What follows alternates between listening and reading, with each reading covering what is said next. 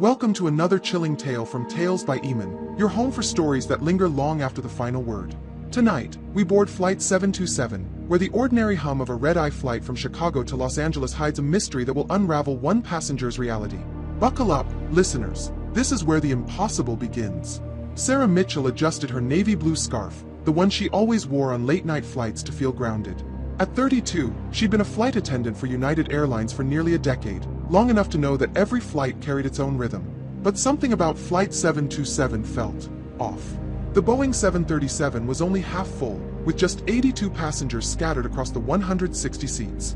The cabin lights were dimmed for the 11:15 p.m. departure, casting long shadows that flickered as passengers settled in. Sarah stood at the front of the economy cabin, her practiced smile in place as she scanned the boarding passengers.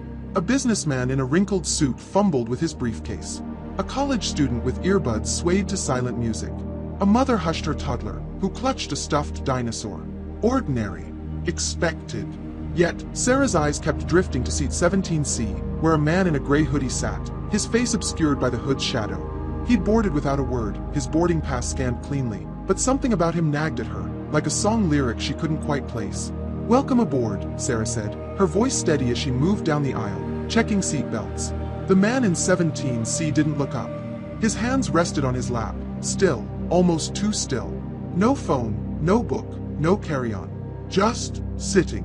Sarah's training kicked in. Observe, don't assume. Maybe he was just tired. Red-eye flights brought out the quirks in people. The plane taxied, the engine's low hum filling the cabin. Sarah took her jump seat, her colleague Mike across from her. "Quiet bunch tonight," Mike whispered, nodding toward the sparse crowd. "Except maybe Mr. Hoodie in 17C. Guy looks like he's auditioning for a ghost story." Sarah chuckled, but her eyes flicked back to 17C. The man hadn't moved. Not to adjust his seat, not to glance out the window. Nothing. The plane lifted off, Chicago's lights shrinking below, and the cabin settled into that strange limbo of nighttime air travel. Half-asleep passengers, the soft clink of drink carts, the occasional cough. At cruising altitude, Sarah began the beverage service. She pushed the cart down the aisle, offering coffee and soda with her usual warmth. When she reached row 17, she leaned forward slightly. "Sir, would you like something to drink?" No response. The hoodie's shadow hid his face, but she could make out a faint outline, sharp cheekbones, a stubbled jaw. "Sir?" she tried again, louder. Nothing. The woman in 17B, a middle-aged teacher named Linda Carter, glanced over. "Maybe he's asleep," she offered, sipping her ginger ale. Sarah nodded, but her stomach tightened. She moved on, serving the rest of the cabin, but her mind stayed on 17C. By the time she looped back to collect trash, the man was gone. Seat 17C was empty, the seat belt neatly fastened, as if no one had ever been there. Sarah froze. She'd been watching the aisle. Nobody had passed her to use the restroom. The plane was at 35,000 feet. Where could he have gone? "Mike," she whispered, pulling her colleague aside near the galley. "The guy in 17C, he's not there anymore." Mike frowned, checking his passenger manifest. "Seat 17C. John Doe. That's weird. Must be a placeholder name. Ticket was paid for, though." He shrugged. "Probably in the bathroom." Sarah shook her head. "I've been in the aisle the whole time. No one went back there." Mike's grin faded. "Okay, let's check." They moved to the rear of the plane, past rows of dozing passengers. The restrooms were empty. Sarah's pulse quickened. She scanned the cabin again, counting heads. 81 passengers. One short. Could he have, I don't know, slipped into first class? Mike suggested, but his tone betrayed his doubt. Sarah walked the length of the plane, checking every row, every seat, even the overhead bins, though she knew it was absurd. No sign of the man in the gray hoodie. Back at the galley, Sarah pulled up the passenger list on the crew tablet. John Doe, seat 17C. No boarding pass photo, no additional details. Just a name that sounded like a placeholder, like a ghost in the system. Her fingers trembled as she tapped the screen, pulling up the security footage from the boarding gate, accessible to senior crew members like her. The grainy video showed passengers filing through, but when 17CS boarding pass was scanned, the camera glitched, just for a second, showing static where a face should have been. "Mike, look at this," Sarah said, her voice barely above a whisper. He leaned over, his brow furrowing as the footage looped. Static. No face. Just the gray hoodie, moving through the gate like a shadow. That's not normal, Mike admitted. System glitch, maybe? Sarah didn't answer. Her eyes drifted to the empty seat 17C, where the overhead light flickered faintly, casting a pale glow on the untouched tray table. Then she saw it, a small folded piece of paper tucked into the seat pocket. She hadn't noticed it before. With a glance at Mike, she reached for it, unfolding it carefully. Scrawled in uneven handwriting were 3 words, "You saw me." Her breath caught. The plane hit a pocket of turbulence, the cabin shuddering as the seatbelt sign dinged on. Sarah clutched the note, her mind racing. Who was John Doe? How had he vanished mid-flight? And why did she feel, deep in her bones, that this was only the beginning? Sarah Mitchell's fingers trembled as she folded the note back into a tight square, its words, "You saw me," burning in her mind like a warning. The cabin of Flight 727 hummed softly, the drone of the engines a deceptive lullaby at 35,000 feet. The turbulence had passed, but Sarah's unease hadn't. She slipped the note into her apron pocket, glancing at Mike, who was rinsing coffee cups in the galley. His casual shrug didn't match the knot in her stomach. This wasn't just a glitch or a prank. Something was wrong. "Mike, I'm going to talk to the passenger in 17B, Sarah said, keeping her voice low. She was sitting next to him. Maybe she saw something. Mike raised an eyebrow, drying his hands on a towel. "You sure you're not overthinking this? Guy probably just stretched his legs." Sarah forced a smile, but her eyes darted to seat 17C, still empty, the seatbelt neatly buckled. "I'll be quick." The cabin was quiet, most passengers dozing under blankets or staring at their screens. Sarah approached row 17, where Linda Carter, the teacher from 17B, was flipping through a worn paperback. Her ginger ale sat half-finished on the tray table, condensation dripping onto a napkin. "Excuse me, Miss Carter?" Sarah said, crouching slightly to meet her eye level. "I'm Sarah, one of the flight attendants. Did you notice anything unusual about the passenger in 17C earlier?" Linda looked up, her glasses slipping down her nose. "The man in the hoodie? Not really. He was quiet. Didn't say a word when I said hello." She paused, tilting her head. "Actually, now that you mention it, he had this smell. Like old paper, or maybe a damp basement. I thought it was just the plane's air." Sarah's skin prickled. "Did you see him leave his seat? Maybe to the restroom or anywhere else?" Linda frowned, setting her book down. "No, I don't think so. I was reading, but I would have noticed someone climbing over me. It's a tightrope." Her eyes widened slightly. "Why? Is something wrong?" No, Sarah said quickly, her smile tight. "Just checking on everyone. Thanks for your help." She straightened, her mind racing. Linda's words didn't add up. The man had vanished without a trace, and no one had seen him move. She glanced at the empty seat again, half expecting to see the gray hoodie materialize. Back at the galley, Sarah pulled out the crew tablet and opened the passenger manifest again. John Doe, seat 17C. No additional details, no frequent flyer number, no contact information, just a blank profile. She tapped the screen, pulling up the boarding gate footage once more. The static flickered where the man's face should have been, a gray smudge against the clarity of other passengers. Her heart thudded. This wasn't a system error. It was deliberate. "Sarah, you okay?" Mike asked, leaning against the counter. "You look like you've seen a ghost." She hesitated, the note heavy in her pocket. "Mike, what if he wasn't on the manifest by mistake? What if he wasn't supposed to be here at all?" Mike laughed, but it was strained. "Come on, Sarah. You're saying we've got a stowaway who can teleport? Let's not write a thriller mid-flight." Sarah didn't laugh. She glanced at the cabin, her eyes catching on a flicker of movement near row 10. A passenger, a teenage boy in a baseball cap, was staring at her, his expression unreadable. When she met his gaze, he quickly looked away, pulling his cap lower. Something about him felt familiar, but she couldn't place it. She made a mental note to check his seat number later. The intercom crackled, and the captain's voice broke the tension. "Folks, this is Captain Reynolds. We're cruising smoothly at 35,000 feet, but we've got some weather ahead. Please keep your seat belts fastened. Flight attendants, prepare for a quick cabin check." Sarah and Mike moved through the aisles, ensuring tray tables were up and belts were buckled. As she passed row 17, Linda caught her arm. "Sarah, I just remembered something else. The man in 17C, he was humming. Softly, like a lullaby. I didn't recognize the tune, but it gave me chills. Does that help?" Sarah nodded, her throat tight. It does. Thank you. A lullaby. Another piece of the puzzle, but it only made the picture murkier.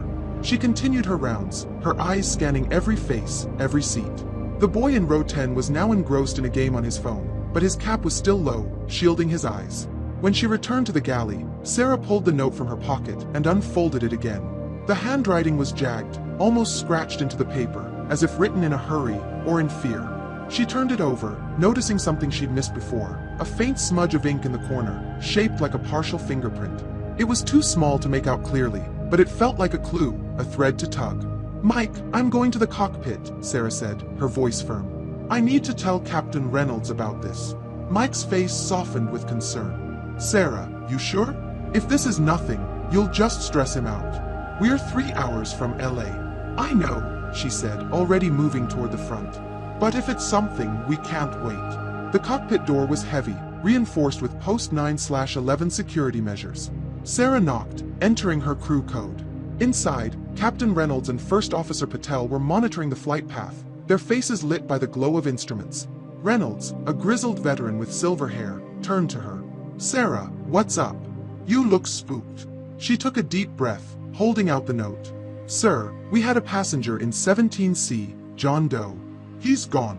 Vanished mid-flight. No one saw him leave, and the gate footage is wrong. Then I found this in his seat." Reynolds read the note, his brow furrowing. Patel leaned over, her dark eyes narrowing. "John Doe. That's a red flag. Could be a system error, but," she trailed off, glancing at the captain. Reynolds handed the note back. "Check the cargo hold cameras. If someone's hiding, that's the only place left. But Sarah, be discreet. We don't need a panic at 35,000 feet." Sarah nodded, her pulse racing. The cargo hold. It was a long shot, but it was something. As she left the cockpit, the plane dipped slightly, the lights flickering for a split second. A murmur rippled through the cabin, passengers stirring. Sarah's eyes darted to row 17, where Linda was now asleep, her book open on her lap. Then she saw it, a shadow, fleeting, at the edge of her vision near the rear of the plane. Not a person, not quite a shape, but something.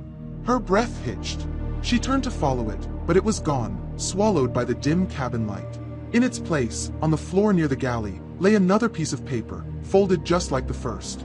Sarah's hands shook as she picked it up, unfolding it to reveal a single word, written in the same jagged script: "Look." The plane shuddered again, harder this time, and the overhead lights flickered once more. Sarah's heart pounded as she realized the mystery of Flight 727 was far from over. The word "look" stared up at Sarah Mitchell from the second note, its jagged handwriting a taunt that sent a shiver down her spine. Flight 727 droned on through the night, its cabin a cocoon of artificial light and recycled air, but the atmosphere felt heavier now, as if the plane itself were holding its breath. Sarah stood in the rear galley, the folded note clutched in her hand, her eyes scanning the dim cabin for the shadow she'd glimpsed moments ago. It had vanished, but its presence lingered like a whisper she couldn't quite hear. The plane's lights flickered again, a brief stutter that made passengers shift uneasily in their seats. Sarah's heart raced. She needed answers, and the cargo hold cameras were her best lead. She glanced at Mike, who was restocking the drink cart, oblivious to the weight of her discovery. "Mike, I'm checking the hold footage," she said, her voice low but firm. "Cover for me." Mike frowned, wiping his hands on his apron. "Sarah, you're freaking me out. You sure this isn't just stress? Long flights mess with your head." She didn't answer, already moving toward the crew tablet mounted near the galley. Her fingers flew across the screen, pulling up the internal security system. The cargo hold cameras were grainy, meant for monitoring luggage, not chasing ghosts. She cycled through the feeds, rows of suitcases, pet carriers, a bicycle strapped to a pallet. Nothing unusual. Then, on the fourth camera, a flicker. A shape, humanoid but blurred, moved across the corner of the frame and was gone. Sarah's breath caught. She rewound the footage, pausing on the shadow. It was too vague to make out details. No face, no clear outline, but it was there, where nothing should be. "Mike, come look at this," she called softly, her eyes locked on the screen. He leaned over, squinting at the frozen image. "What am I looking at? A glitch." "It's not a glitch," Sarah snapped, her voice sharper than intended. "It moved. Like it knew the camera was there." She replayed the clip, but the shadow didn't reappear. Just the empty hold, silent and still. Mike rubbed his neck, uneasy. "Okay, say you're right. Say there's Something down there. What's your plan? We're 3 hours from LA, and we can't exactly search the hold mid-flight. Sarah's mind raced. The notes, the shadow, the vanishing passenger, it all pointed to something impossible, something that didn't belong on this plane. She glanced at the cabin, where passengers were settling back into their routines. The teenage boy in row 10, the one in the baseball cap, was still hunched over his phone, but his fingers weren't moving. He was watching her again, his cap tilted just enough to hide his eyes. Her gut twisted. Was he involved, or just a curious kid? She made her way down the aisle, pausing at row 10. "Hey," she said, keeping her tone light. "Everything okay here?" The boy, his name tag read Ethan Brooks, looked up, startled. Yeah. Just playing a game." His voice was casual, but his hands fidgeted, clutching his phone too tightly. Sarah nodded, her smile practiced. "Good to know. Let me know if you need anything." As she turned away, she caught a glimpse of his phone screen, not a game, but a photo. It was blurry, but it looked like the interior of the plane, taken from his seat. And in the corner, barely visible, was a figure in a gray hoodie. Her pulse spiked. She wanted to ask about it, but the seatbelt sign was still on, and she couldn't risk drawing attention. Back at the galley, Sarah pulled out the second note again. Look where? The cargo hold. The cabin. Or was it a warning to stop looking? She tucked it into her pocket with the first note, there weighed a constant reminder of the mystery unraveling around her. She needed to talk to Linda Carter again. The teacher's mention of the humming, a lullaby, stuck with her, like a clue she hadn't fully grasped. Linda was awake now, adjusting her glasses as she sipped water. "Miss Carter," Sarah said, crouching beside her. "You mentioned the man in 17C was humming. Can you remember anything else? Maybe something he did, or something on him?" Linda frowned, thinking. It's hard to say. He was so still. But there was something odd. His hoodie had a patch on the sleeve, a logo, maybe? It looked old, like something from the 70s. A circle with wings, I think. I only noticed because it was frayed. Sarah's mind raced. A logo from the 70s. That didn't fit with a modern flight. She thanked Linda and moved to the crew tablet, searching for airline logos from decades past. Her fingers paused as an image loaded, a circular emblem with wings, used by a defunct airline, Transglobal, which went bankrupt in 1982. Flight 727 had been one of their routes. The coincidence sent a chill through her. She was about to show Mike when the intercom crackled. "Flight attendants, please prepare for a cabin announcement," Captain Reynolds said. His voice was calm, but Sarah caught a slight edge. She hurried to the front, where the captain met her just outside the cockpit. "Sarah, we've got a problem," Reynolds said, his voice low. "The system's showing an anomaly in the cargo hold. Weight sensors are off by about 150 pounds. Could be a malfunction, but after your note, I'm not taking chances. I've asked Patel to run a diagnostic, but I need you to keep the cabin calm." Sarah nodded, her throat tight. "Sir, I found another note.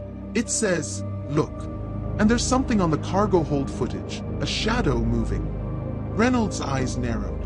"Keep this quiet. If it's a stowaway, we'll deal with it on the ground. If it's something else," he didn't finish, but his expression said enough. As Sarah returned to the cabin, the lights flickered again, longer this time. A few passengers gasped, and Ethan in row 10 looked up, his cap slipping back to reveal wide, nervous eyes.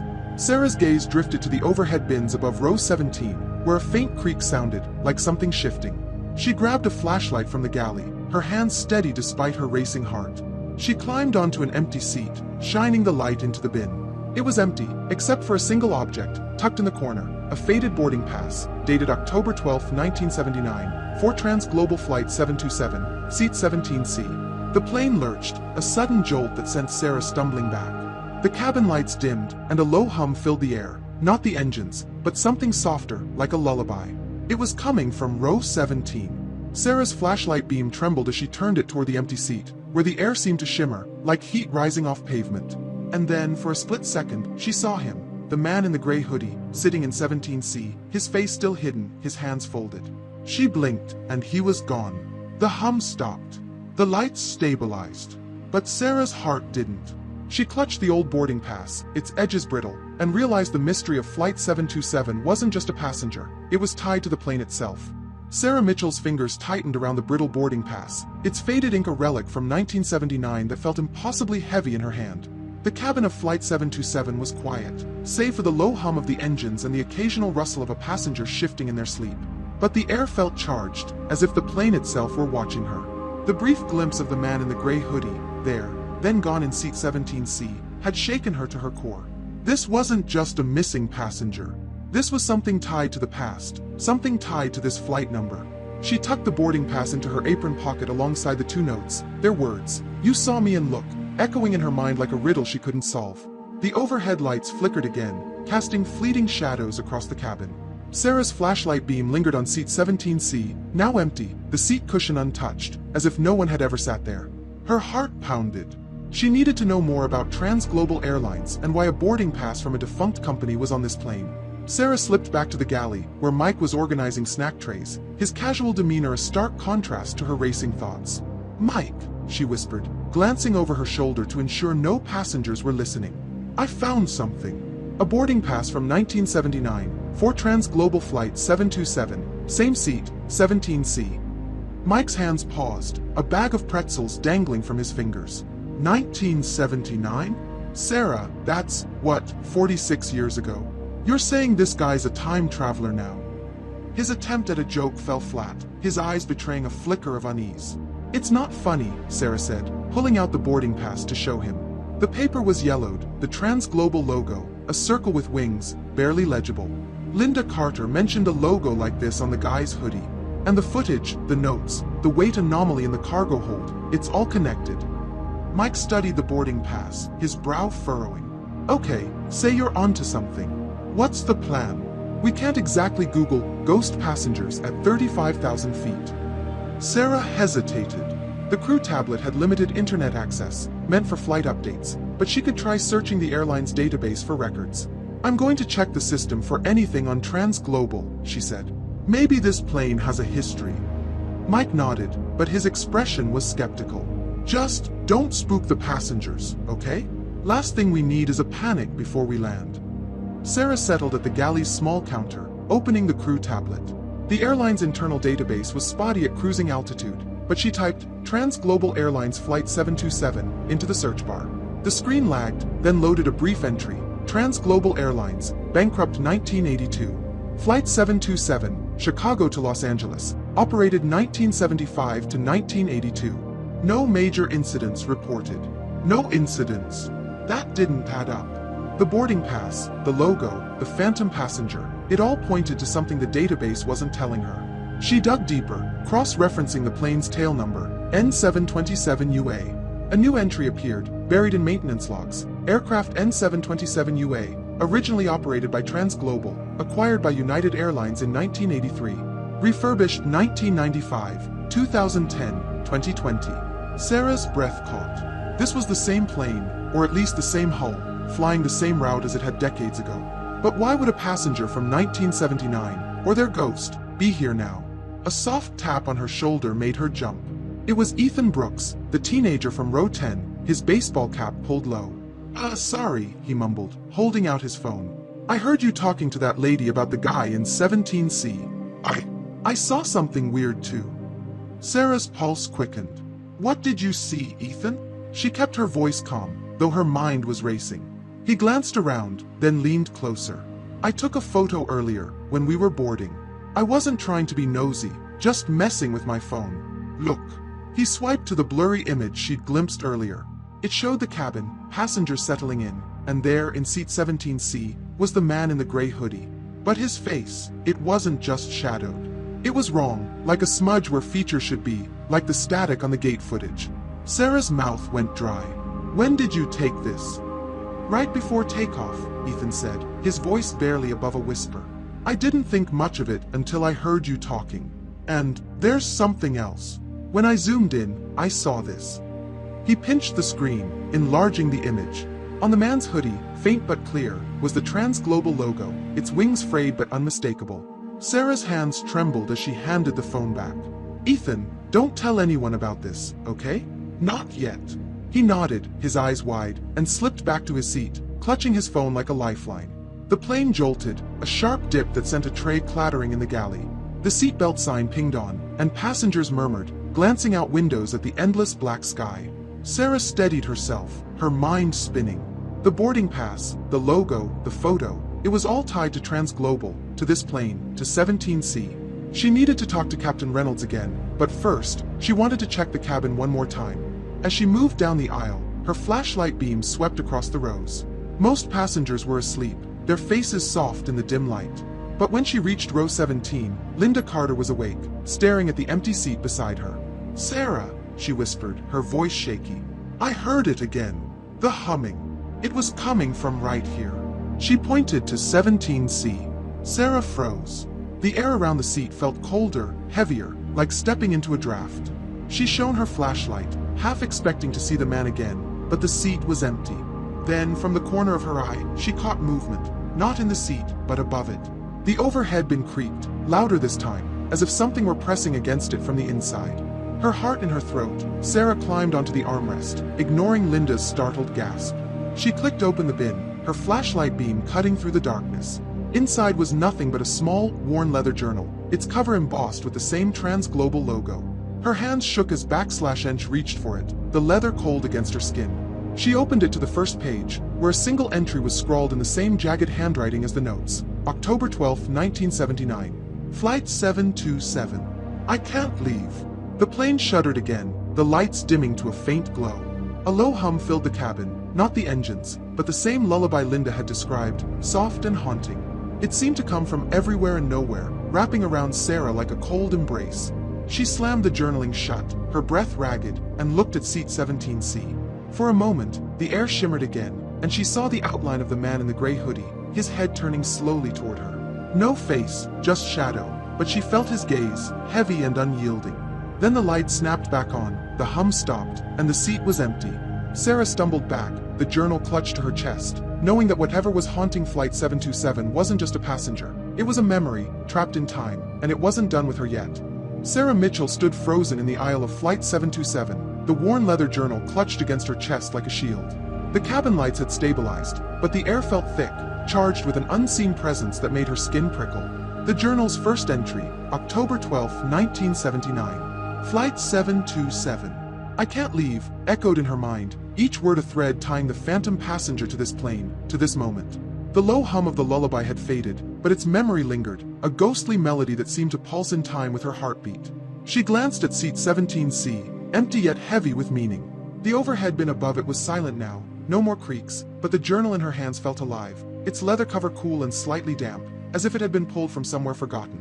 Sarah's training told her to report this to Captain Reynolds immediately, but her instincts screamed to read more, to understand what, or who, was haunting this flight. She needed answers, and the journal was her only lead. Slipping back to the rear galley, Sarah tucked herself into a corner, out of sight from the sleeping passengers.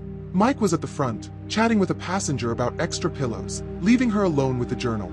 She opened it carefully, the pages brittle and yellowed, smelling of dust and time. The handwriting was erratic, slanted, as if written under duress. The next entry read, October 12, 1979. I boarded late. The gate agent barely looked at me, just waved me through. Seat 17C. The plane feels wrong. The air tastes like metal. Someone's watching, but when I turn, no one's there. I keep humming to stay calm, but it's not working. Sarah's breath hitched. The humming. Linda Carter had mentioned it, a lullaby, chilling and soft. Was this journal written by the man in the gray hoodie?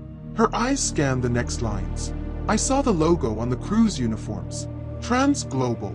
It's everywhere, on the napkins, the seats, my ticket.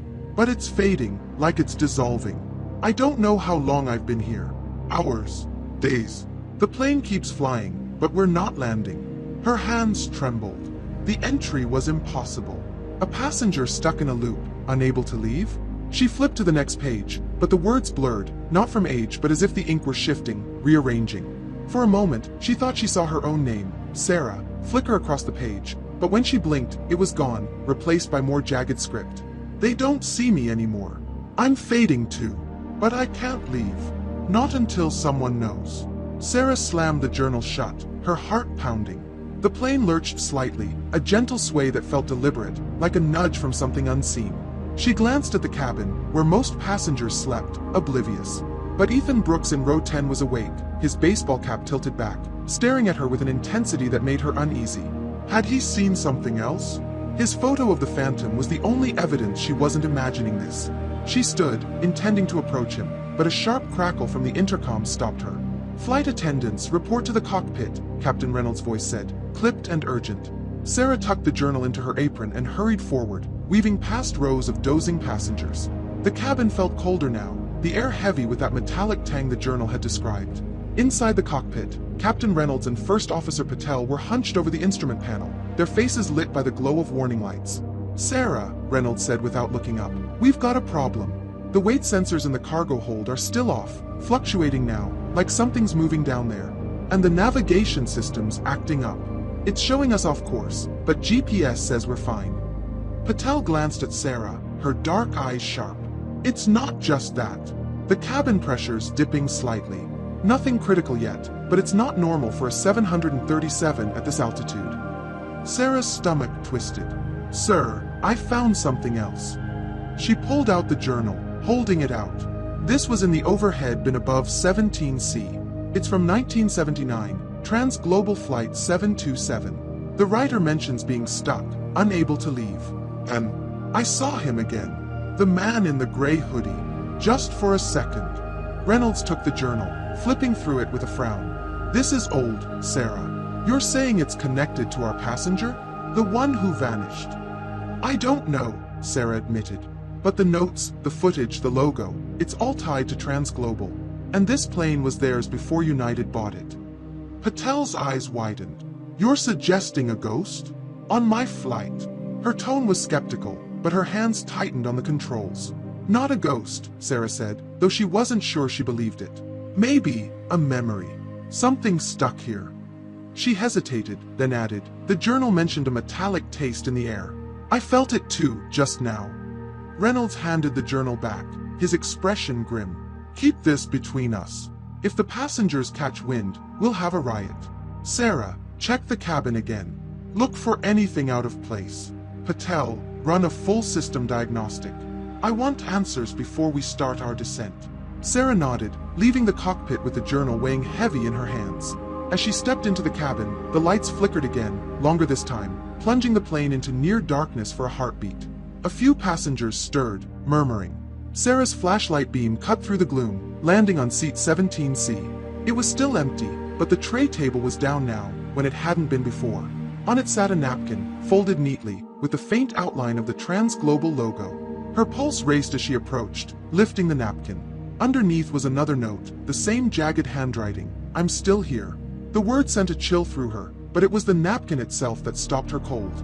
It wasn't just old, it was pristine, as if printed yesterday, the logo sharp and clear. Impossible for something from 1979. The plane shuddered again, harder, and the hum returned, not the engines, but the lullaby, soft and haunting, weaving through the cabin like a thread. Sarah's eyes darted to Ethan, who was standing now, his phone in hand, his face pale. "Ms. Mitchell," he whispered, his voice trembling. "I heard it. The humming. And my phone, it took another picture. By itself." He held it out, the screen glowing with a new image. Seat 17C, empty, but the air above it shimmered, forming the faint outline of a man in a gray hoodie. And in the background, barely visible, was Sarah herself, holding the journal, her face frozen in fear. The lights snapped back on, but the hum didn't stop. It grew louder, sharper, until it wasn't just a lullaby but a voice, low and indistinct, whispering a single word, "Remember." Sarah's knees buckled as the plane tilted, the horizon outside the window shifting unnaturally, and she realized the phantom wasn't just a passenger. It was trying to tell her something, and it wasn't going to stop until she listened. Sarah Mitchell's breath caught in her throat as the word "remember" lingered in the air, the ghostly lullaby fading into the drone of Flight 727's engines. The cabin lights buzzed, steady now, but the plane's unnatural tilt had left her unsteady, her hands gripping the journal as if it could anchor her to reality. Ethan Brooks stood frozen in row 10, his phone trembling in his hands, the photo of the shimmering figure in seat 17C still glowing on the screen. Sarah's mind raced. The phantom wasn't just haunting her, it was reaching out, and the plane itself seemed to be responding. The cabin was quiet, most passengers asleep or lost in their own worlds, unaware of the voice or the tilt. But Sarah felt it, a pressure in her chest, like the air was too thick to breathe. The journal, the notes, the boarding pass, Ethan's photos, they all pointed to something trapped on this plane, something tied to October 12, 1979. And now, it wanted her to remember. But remember what? She forced herself to move, slipping the journal and the latest note, "I'm still here," into her apron pocket. Ethan's wide eyes followed her. "Ms. Mitchell," he whispered. "What was that voice?" "My phone. It's never done that before." Sarah crouched beside him, keeping her voice low. "Ethan, I don't know yet, but I need you to stay calm. Can you send me that photo? And don't show it to anyone else." She gave him her crew email, her hands steady despite the panic clawing at her. Ethan nodded, his fingers fumbling as he tapped his phone. As she stood, the plane shuddered again, a low groan echoing through the fuselage, like metal under strain. A few passengers stirred, glancing around nervously. Sarah's eyes darted to seat 17C, where the tray table was still down, the trans-global napkin untouched. She wanted to check it again, but Captain Reynolds' summons to the cockpit echoed in her mind. She needed to report this, now. The cockpit door clicked open after her code, and inside, Captain Reynolds and First Officer Patel were hunched over the controls, their faces tense. The instrument panel glowed with a mix of green and amber lights, a silent warning. "Sarah," Reynolds said, his voice gruff, "we're still getting weight fluctuations in the cargo hold. And the navigation glitch, it's worse. The system's showing us veering north, but GPS says we're on course for LA." Patel tapped a screen, her brow furrowed. "Cabin pressure's still off, too. It's stable, but it's like the plane's fighting itself. I've never seen this on a 737. Sarah swallowed, pulling the journal from her pocket. "Sir, there's more. I heard a voice, whispering, remember. And this journal, from 1979, it's from someone who was on Trans-Global Flight 727. They wrote about being stuck, like they couldn't leave the plane. And the passenger in 17C, he appeared again, just for a second." Reynolds' jaw tightened, but he took the journal, flipping to the entry she'd marked. His eyes scanned the jagged handwriting, his expression darkening. "This is unsettling. But we're not dealing with ghosts, Sarah. There's a logical explanation. Maybe a stowaway, messing with the systems." Patel shook her head. "A stowaway doesn't explain the voice. Or the photos." She glanced at Sarah. "You said the kid in row 10 has pictures?" Sarah nodded, forwarding Ethan's email to the cockpit tablet. The photo loaded, showing the shimmering figure in 17C, with Sarah in the background, holding the journal. Patel's breath hissed out. "That's not normal. That's not possible." Reynolds handed the journal back, his voice steady but strained. "Sarah, go back to the cabin. Keep an eye on 17C and that kid. Patel, keep running diagnostics. We're 2 hours from LA, and I want this plane on the ground without incident." Sarah left the cockpit, her mind spinning. The journal's words, "I can't leave," felt like a warning, not just a plea. She returned to the galley, where Mike was restocking cups, his usual banter replaced by a tense silence. "You look like you've seen a ghost again," he said, half joking. "I heard one," Sarah muttered, glancing at the cabin. "Mike, I need you to watch the passengers. Especially Ethan in row 10. He's involved now, whether he wants to be or not." Mike nodded, his humor gone. "Got it. But Sarah, you're scaring me. What's in that journal?" She hesitated, then handed it to him. "Read it. But don't let anyone else see." As Mike flipped through the pages, Sarah moved back to the cabin, her flashlight sweeping the aisles. The air felt colder near row 17, the metallic tang stronger now, like biting into a penny. She paused at Linda Carter's seat, where the teacher was awake, clutching her paperback. "Sarah," Linda whispered, her voice shaky. "It's happening again. The humming. It's louder now, and it's not just a lullaby. It sounds like words." Sarah's heart skipped. Words. What are they saying? Linda's eyes were wide behind her glasses. "I can't make it out, but it's like a name. Over and over. It's coming from there." She pointed to 17C. Sarah turned her flashlight on the empty seat, her pulse racing. The tray table was still down, the napkin undisturbed, but the air above the seat shimmered faintly, like a mirage. She reached for the napkin, her fingers brushing the crisp paper. As she lifted it, something fell to the floor, a small, tarnished key, etched with the Trans-Global logo. It was heavy, cold, and impossibly old, like the boarding pass. The plane jolted, a sharp lurch that sent a cup rolling down the aisle. The lights flickered, and the hum returned, clearer now, forming a name, Jacob. It was soft, insistent, weaving through the cabin like a thread pulling tight. Sarah's hands shook as she picked up the key, its edges biting into her palm. She opened the journal again, flipping past the first entries to a new page she hadn't noticed before. The handwriting was frantic, almost illegible. October 12, 1979. My name is Jacob Ellis. I was supposed to land in LA, but the plane, it's wrong. The crew doesn't see me anymore. I tried to leave, but the door won't open. The key's gone. I'm trapped. If you're reading this, find the key. Find me. Sarah's breath stopped. Jacob Ellis. The phantom had a name. She looked at the key in her hand, her mind reeling. Was this what he'd lost? And what door was he trying to open? The plane shuddered again, the lights dimming to a faint glow, and the voice grew louder, no longer just a whisper but a desperate plea. Jacob. Find me. She stumbled back, the key clutched tightly, and noticed Ethan standing in the aisle, his phone raised, his face pale. Ms. Mitchell, he stammered. It's happening again. My phone, it's recording. The screen showed a live feed of seat 17C, and there, flickering in and out, was the man in the gray hoodie, his head bowed, hands folded. But this time, the shimmer parted, revealing a face, pale, hollow, with eyes that locked onto Sarah's through the screen. The plane dropped suddenly, a sickening lurch that sent gasps through the cabin. The lights went out completely, plunging Flight 727 into darkness, and Jacob's voice echoed, clear and chilling, "You're running out of time."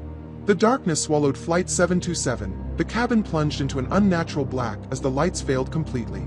Sarah Mitchell stood frozen in the aisle, the tarnished key biting into her palm, its Transglobal logo a cold reminder of the voice that had just echoed through the plane, "You're running out of time."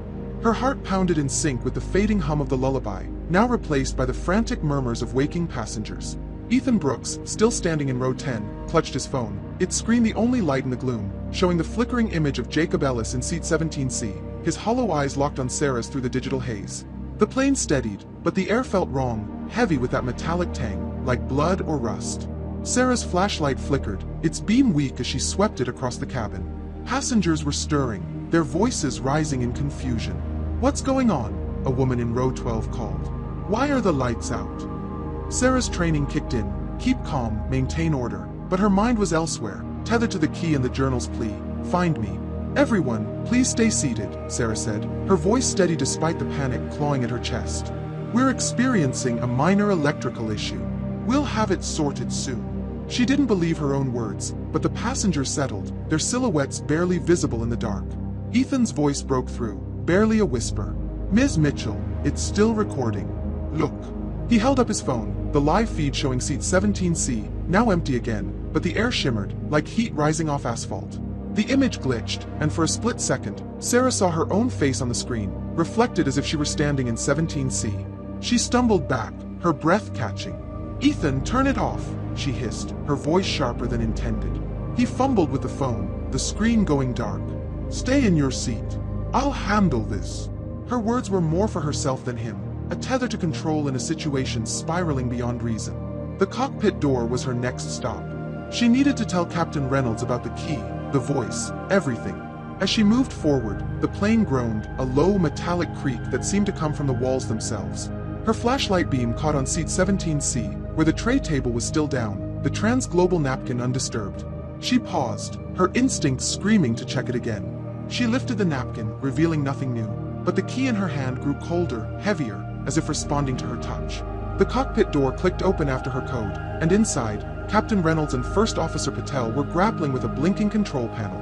The amber warning lights had multiplied, casting an eerie glow. "Sarah," Reynolds said, his voice tight, "we've lost primary power to the cabin lights and some auxiliary systems. Backup's holding, but this isn't normal.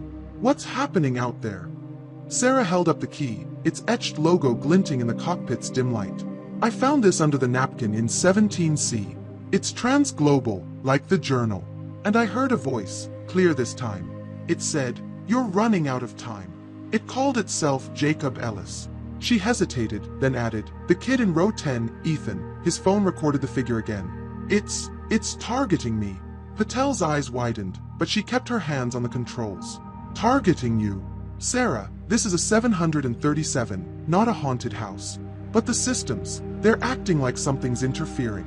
The weight sensors are still fluctuating, and now we're getting static on the radio." Reynolds took the key, turning it over in his hand. "This looks like a crew key, old school. Maybe for a maintenance hatch or storage. But transglobal, that's ancient history." He handed it back, his face grim. "Sarah, check the lower galley." There's a locked storage compartment down there, old, from the plane's original build. If that key fits, it might tell us something. But be quick. We're 90 minutes from LA, and I don't like how this flight's going. Sarah nodded, her throat tight. The lower galley was below the main cabin, accessible through a hatch near the rear. She'd only been there once, during training, to store emergency equipment. The idea of going down alone, with Jacob's voice still echoing in her mind, made her skin crawl. But she had no choice. Back in the cabin, Sarah grabbed a spare flashlight from the galley, its beam stronger than her own. Mike was there, his face pale. "Sarah, passengers are getting antsy. What's going on? And what's with that key?" "It's a lead," she said, keeping her voice low. "I'm checking the lower galley. Cover for me, and keep an eye on Ethan. He's scared, but he knows something." She didn't mention the journal or the voice, not yet. Mike was skeptical enough. The hatch to the lower galley was tucked behind a panel near the rear restroom, barely noticeable unless you knew where to look. Sarah knelt, her flashlight illuminating the rusted lock. Her hands shook as she inserted the key. It fit perfectly, turning with a soft click that echoed in the quiet. The hatch opened, revealing a narrow ladder descending into darkness. The air below was colder, stale, with a faint smell of oil and metal. Sarah climbed down, her flashlight cutting through the gloom. The lower galley was cramped, lined with storage compartments and emergency gear. She swept the beam across the walls, landing on a small, locked panel marked with a faded Transglobal logo. Her heart raced as she approached, the key heavy in her hand. The lock clicked open, revealing a dusty compartment. Inside was a bundle of papers, flight logs, yellowed and brittle, dated October 12, 1979. Sarah's hands trembled as she scanned the top page. It was a crew manifest for Transglobal Flight 727, listing a passenger in seat 17C, Jacob Ellis, 34, Chicago to Los Angeles. Status: unconfirmed. A handwritten note in the margin read, "Passenger reported missing mid-flight. No trace found." Sarah's breath stopped. Missing mid-flight? Just like now. She flipped through the logs, finding a captain's report, October 12, 1979. Unexplained turbulence, system malfunctions. Passenger Ellis reported seeing shadows before disappearance. Search conducted on landing. No evidence of stowaway or exit. The plane shuddered, a violent jolt that sent the papers scattering. The lights in the lower galley flickered, and the hum returned, louder, sharper, forming words, "Jacob. Find me. Now." Sarah's flashlight dimmed, then died, plunging her into darkness. She fumbled for the key, her hand shaking, when a cold breath brushed her neck, and a voice whispered directly into her ear, "You're too late." The plane lurched again, a deafening groan echoing through the hull. Above, passengers screamed, and Sarah's heart pounded as she realized Jacob Ellis wasn't just trapped. He was pulling the plane, and everyone on it, into his nightmare. Sarah Mitchell's heart thundered in the pitch-black lower galley of Flight 727, the cold breath of Jacob Ellis's whisper, "You're too late," still chilling her neck. The plane's groan echoed around her, a deep, metallic wail that vibrated through the walls, as if the aircraft itself were protesting. Her flashlight was dead, the scattered 1979 flight logs at her feet invisible in the darkness. The air was thick, heavy with a metallic tang she now recognized as a hallmark of Jacob's presence. Above, passengers' screams pierced the silence, their panic rising with the plane's violent lurch. Sarah fumbled for the key in her hand, its Transglobal logo a faint outline as her eyes adjusted to the faint emergency lighting flickering on. The logs had confirmed Jacob Ellis vanished mid-flight on October 12, 1979, on this very route, in seat 17C. But why was he here now, haunting this plane, pulling her into his nightmare? She needed to get back to the cabin, to warn Captain Reynolds, but the open compartment in front of her beckoned. The logs might hold more answers, answers she didn't have time to lose. Her hands shook as she gathered the scattered papers, stuffing them into her apron alongside the journal. The plane tilted again, a sickening dip that sent her stumbling against the wall. The hum returned, not the lullaby, but a low, pulsing chant, "Jacob. Find me." It came from the compartment, where the faint glow of emergency lights revealed something she'd missed, a small, metal box tucked in the corner, etched with the Transglobal logo. Her breath caught. The key might fit. Sarah knelt, the floor cold against her knees, and inserted the key into the box's lock. It turned with a grinding click, as if rusted from decades of disuse. Inside was a single item, a silver pocket watch, its face cracked, hands frozen at 2:42 a.m. The back was engraved, "To Jacob Ellis, for 10 years of service. Transglobal Airlines, 1979. Her stomach twisted. 2:42 a.m., the current time, she realized, glancing at her watch. The coincidence was impossible, yet here it was, ticking in her hand, though the watch was clearly broken. The plane shuddered again, harder, and a crackle from the intercom broke through. "Sarah, Mike, get to the cockpit, now." Captain Reynolds' voice was sharp, edged with something close to fear. Sarah shoved the watch into her pocket with the logs and scrambled up the ladder, her flashlight flickering back to life as she emerged into the main cabin. The lights were still out, the emergency strips casting a sickly glow. Passengers were wide awake now, some standing, others clutching armrests, their faces pale. Mike met her at the galley, his eyes wide. "Sarah, what the hell's going on?" The passengers are freaking out, and Ethan, saying his phone's acting up again, keeps turning on by itself. Sarah's heart raced. "It's Jacob," she whispered, glancing at seat 17C. The tray table was up now, the napkin gone, as if it had never been there. "He's doing this. I found a watch, his watch, and more logs from 1979. He was a trans-global employee, Mike. He disappeared on this flight." Mike's face paled. "You're saying we've got a dead guy messing with the plane?" "Sarah, we're in the air." "I know," she snapped, her voice low. "But he's not just a ghost. He's trapped, and he wants something." She pulled out the watch, its cracked face glinting in the dim light. "This stopped at 2:42 a.m. That's now. Something happened at this exact time, on this exact date, 46 years ago." Before Mike could respond, Ethan appeared, his baseball cap askew, his phone trembling in his hands. "Ms. Mitchell, it's happening again." He showed her the screen, a new video, recorded moments ago, showing seat 17C. The air shimmered, and Jacob's figure flickered in and out, his hollow eyes fixed on the camera. But this time, the background showed something new, a faint outline of a door, glowing faintly, where the galley wall should be. Sarah's breath stopped. A door. The journal had mentioned a door Jacob couldn't open. She turned to the galley wall, her flashlight beam sweeping across it. There was nothing, no handle, no seam, but the air felt different, colder, like a draft from somewhere else. She pressed her hand against the wall, and it vibrated, a low hum that matched the chant in her ears. "Jacob, find me." The plane lurched again, a violent jolt that sent passengers screaming. The emergency lights flickered, and the metallic tang grew stronger, almost choking. Sarah's flashlight beam caught on seat 17C, where a new note lay on the cushion, written in the same jagged script. "Open the door." Her hands shook as she picked it up, the paper cold and damp, like it had been pulled from a grave. "Sarah!" Mike grabbed her arm, his voice urgent. "We need to get to the cockpit. Reynolds is losing it up there." But Sarah's eyes were locked on the galley wall, where the hum was loudest, the air shimmering like a mirage. She stepped closer, the key and watch heavy in her pocket, and pressed her hand against the wall again. This time, it gave slightly, like a panel under pressure. "Mike, help me," she said, her voice steady despite the fear. Together, they pushed, and the wall clicked, revealing a hidden panel, barely wide enough for a person. Beyond it was darkness, but the hum was deafening now, and the air pulsed with an unnatural energy. Sarah's flashlight beam illuminated a narrow passage, lined with old trans-global insignias, leading to a small, rusted door. The lock matched her key. Her heart pounded as she inserted the key, the watch in her pocket ticking faintly, though it shouldn't have.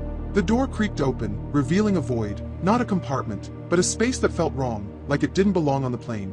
The hum became a voice, clear and desperate. "Jacob. Now." And then, from the darkness, a hand reached out, a pale, trembling hand, wearing a gray sleeve with a frayed trans-global logo. Sarah screamed, stumbling back as the plane dropped sharply, the cabin plunging into chaos.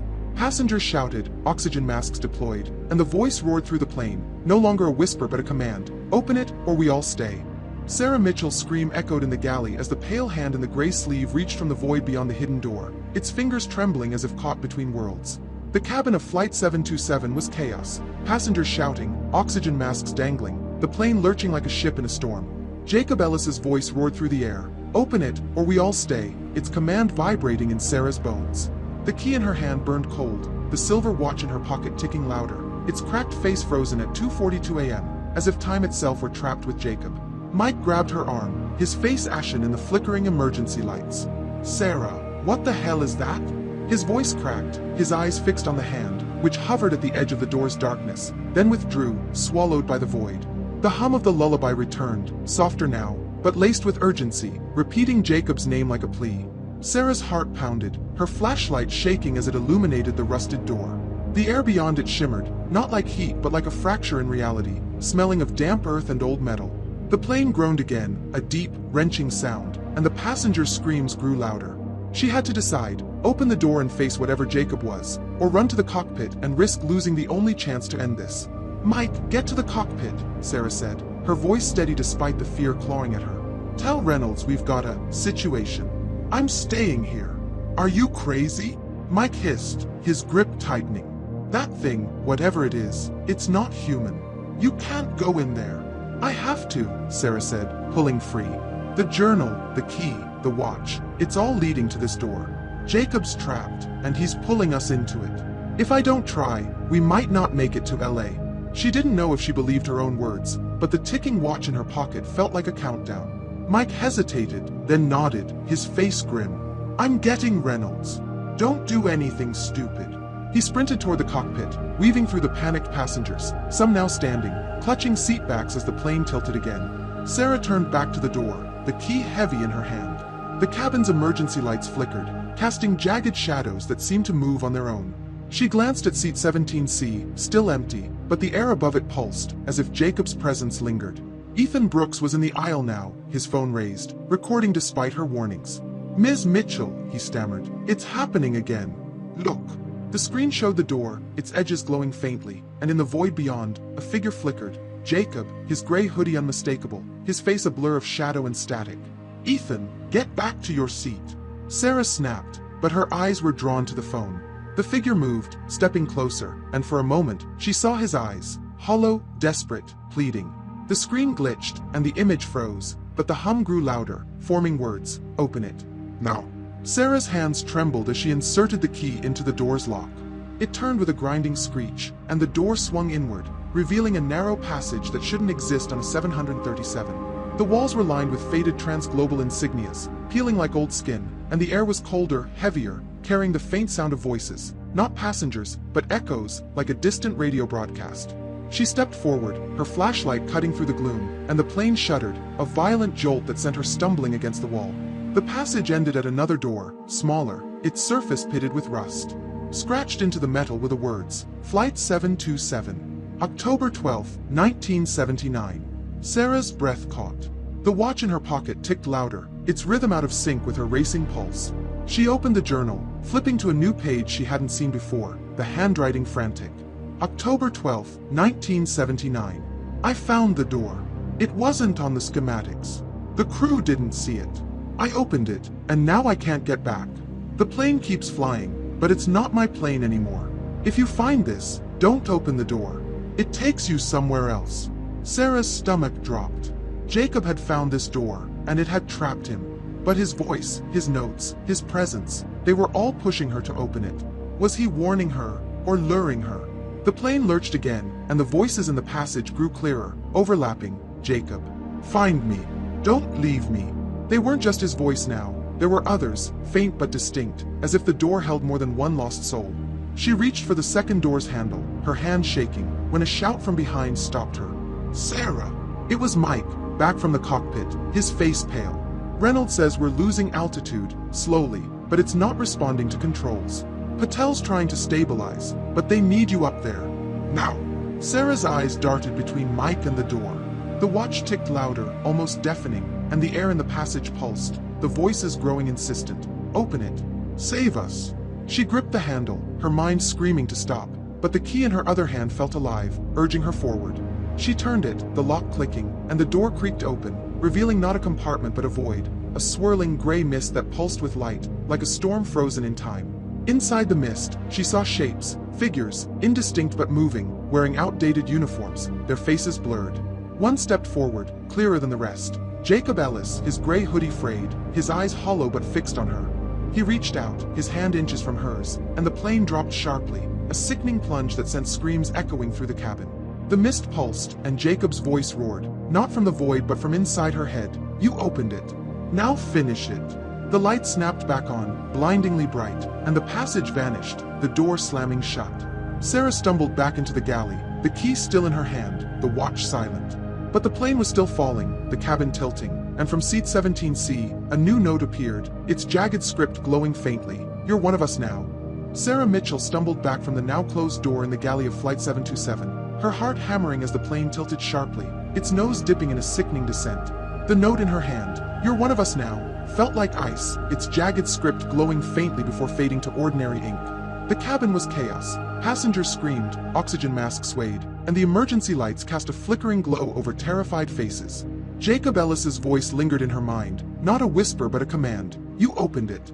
Now finish it." The key in the silver watch in her pocket pulsed with a strange warmth, as if alive, tying her to the void she'd glimpsed, a swirling mist filled with lost souls. The plane groaned, metal straining under an unseen force, and Sarah's legs wobbled as she gripped the galley counter. The air was thick with that metallic tang, now mixed with a faint, sour smell, like decay. She had opened the door, seen Jacob and the others, but what did they want? And why was she one of them? Her mind raced, replaying the journal's words, "Don't open the door. It takes you somewhere else." But she had, and now the plane was paying the price. "Sarah!" Mike's voice cut through the din, urgent and breathless. He was back from the cockpit, his face pale, sweat beading on his brow. "Reynolds says we're losing altitude fast. Autopilot's not responding." "What the hell did you do?" Sarah's throat tightened. "I opened a door," she said, her voice barely audible over the passengers' cries. There was a passage, a void. Jacob was there, and others. They're trapped. She held up the note, her hand shaking. "This was on 17C. It says I'm one of them." Mike's eyes widened, but he grabbed her arm, pulling her toward the cockpit. "You can explain later. We need you up front, now." As they moved, Sarah glanced at seat 17C, where the tray table was up, the seat empty, but the air shimmered faintly, like a heat wave. Ethan Brooks was in the aisle, his phone clutched tightly, his baseball cap askew. "Ms. Mitchell," he stammered, "my phone, it's recording again. It won't stop." Sarah paused, her eyes flicking to his screen. The live feed showed seat 17C, and there was Jacob, flickering in and out, his gray hoodie frayed, his hollow eyes fixed on her.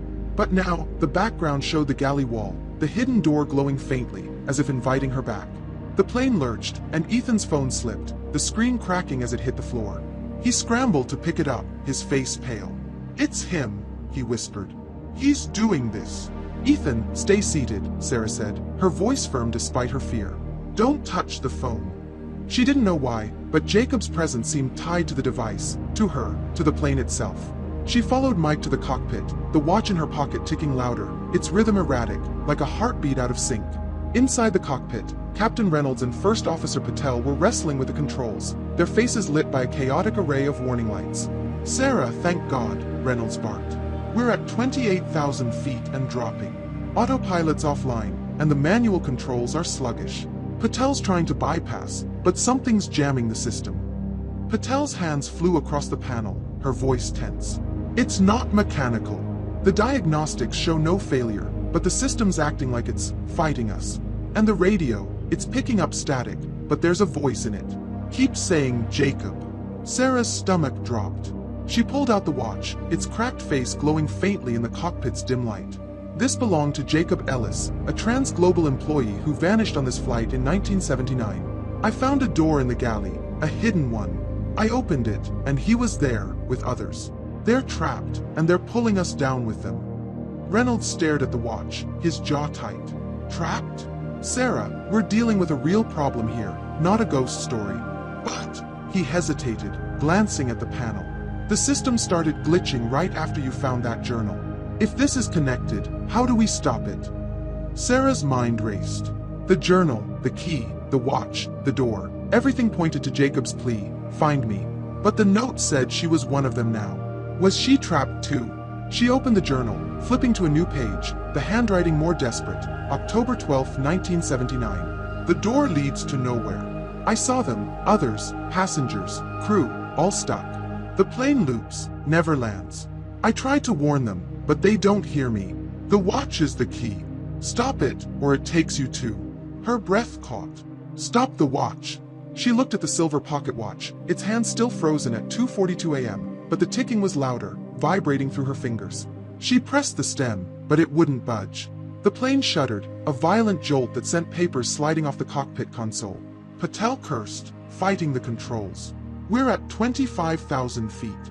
If we don't stabilize soon, we're in serious trouble." Sarah's eyes darted to the journal, then the watch. Jacob said the watch is the key. Maybe it's keeping him here, keeping all of them here. She turned to Reynolds. I need to go back to the door. If I can close it, maybe it'll stop this. Reynolds grabbed her arm. You're not going alone. Mike, go with her. Patel, keep trying to stabilize. We've got an hour to LA, and I'm not losing this plane.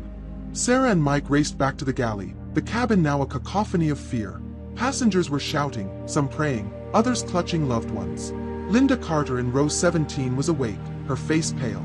Sarah, it's the humming again, she whispered. It's louder, like it's angry.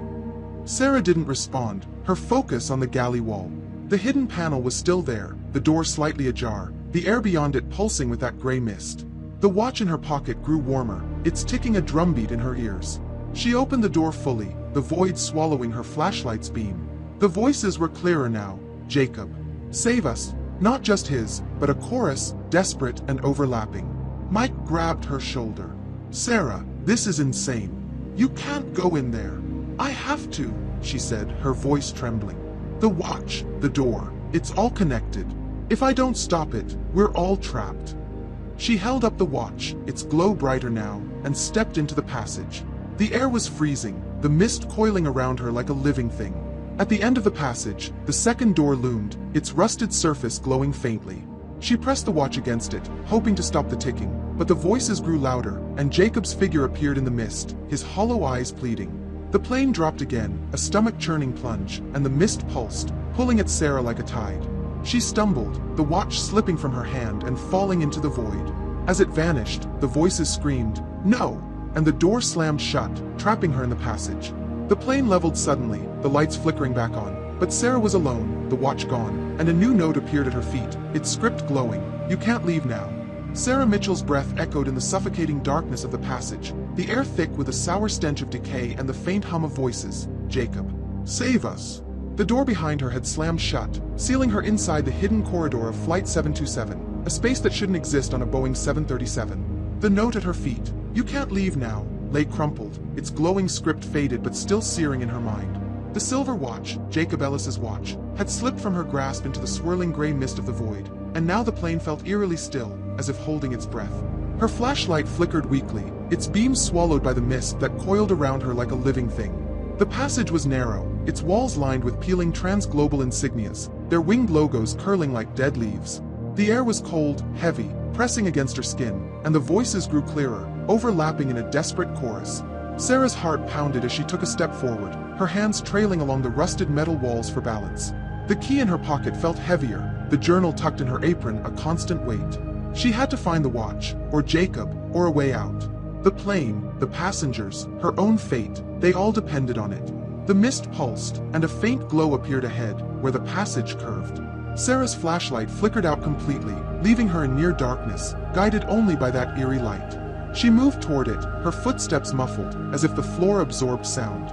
The voices sharpened, forming words. Jacob. Here. Find me. Her skin prickled. Was this a trap, or was Jacob pleading for release? The journal had warned against opening the door, but she was here now, and turning back wasn't an option. The glow intensified, revealing a small chamber at the passage's end.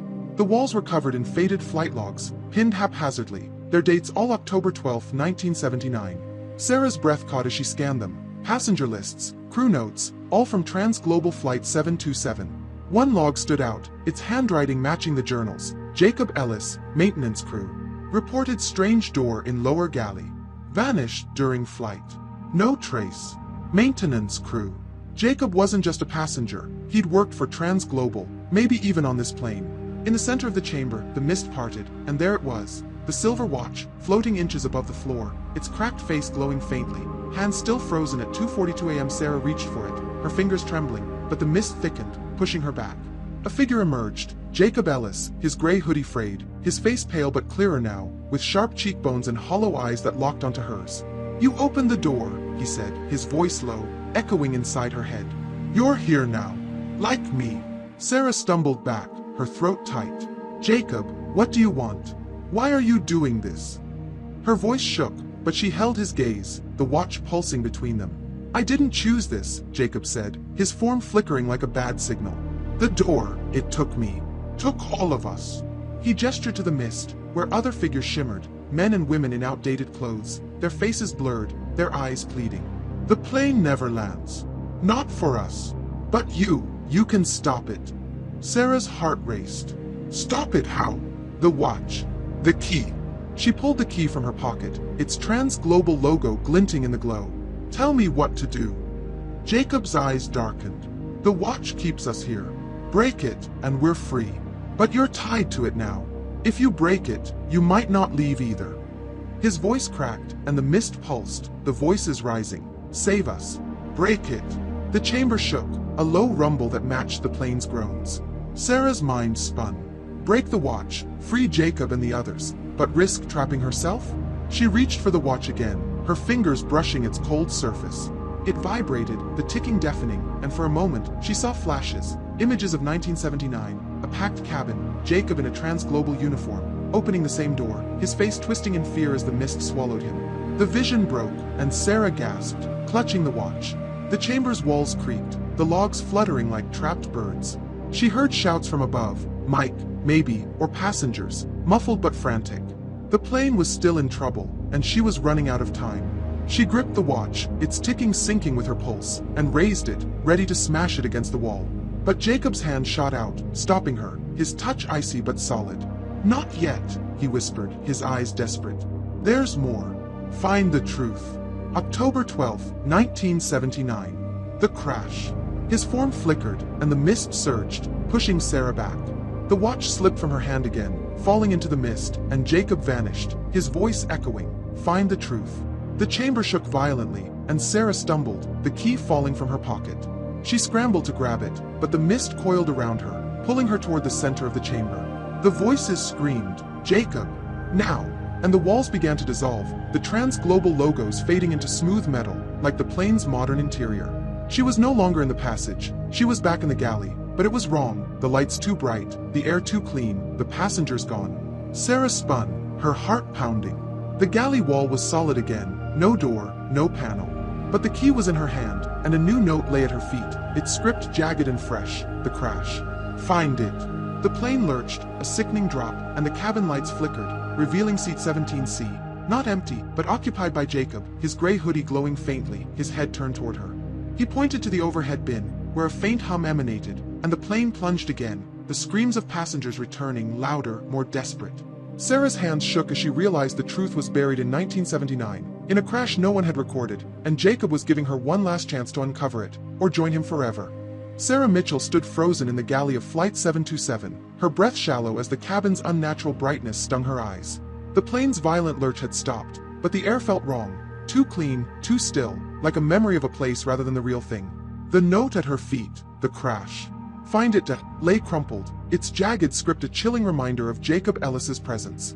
Seat 17C, where Jacob had appeared moments ago, was empty again, but his gesture toward the overhead bin lingered in her mind, the faint hum emanating from it like a heartbeat. The passengers' screams had faded, replaced by an eerie silence, as if the cabin itself were holding its breath. Sarah's hands trembled as she clutched the key, its trans-global logo cold against her palm. The journal and flight logs in her apron pocket felt heavier, their words, Jacob's words, pointing to a crash on October 12, 1979, that no official record mentioned. Was it hidden, erased, or something else entirely? The watch was gone, lost in the void, but its ticking still echoed in her ears, a ghostly rhythm urging her forward.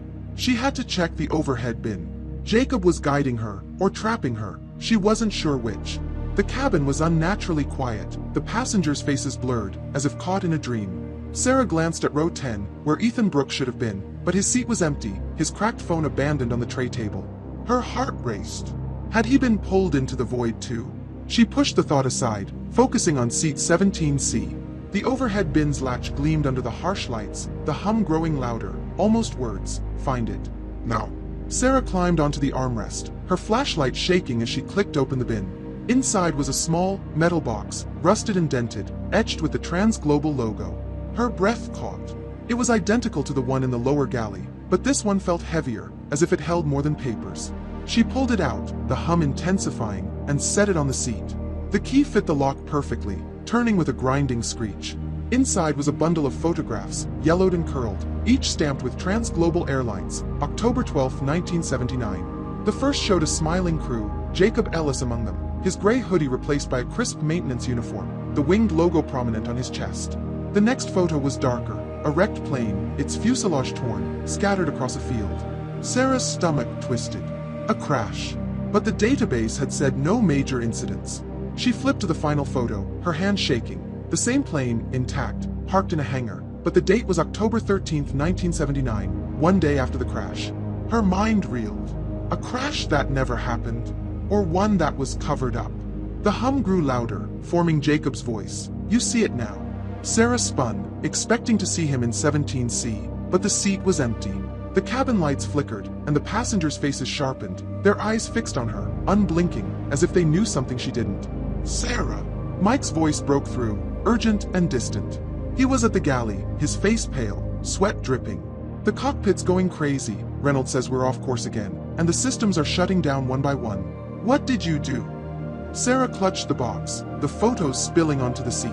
Mike, there was a crash. Trans-Global Flight 727, 1979. Jacob was on it. These photos. She held up the image of the wreckage, her voice trembling. It happened, but it's like it was erased. Mike's eyes widened, but he grabbed her arm. We don't have time for this. The plane's dropping again, 20,000 feet and falling. Reynolds needs you now. The plane lurched, a sickening tilt, and the passengers screamed, their voices sharp and real again. Oxygen masks dangled, swinging wildly. Sarah shoved the photos into her apron, her mind racing. The crash was the key. Jacob's disappearance, the void, the malfunctions, they were all tied to that night.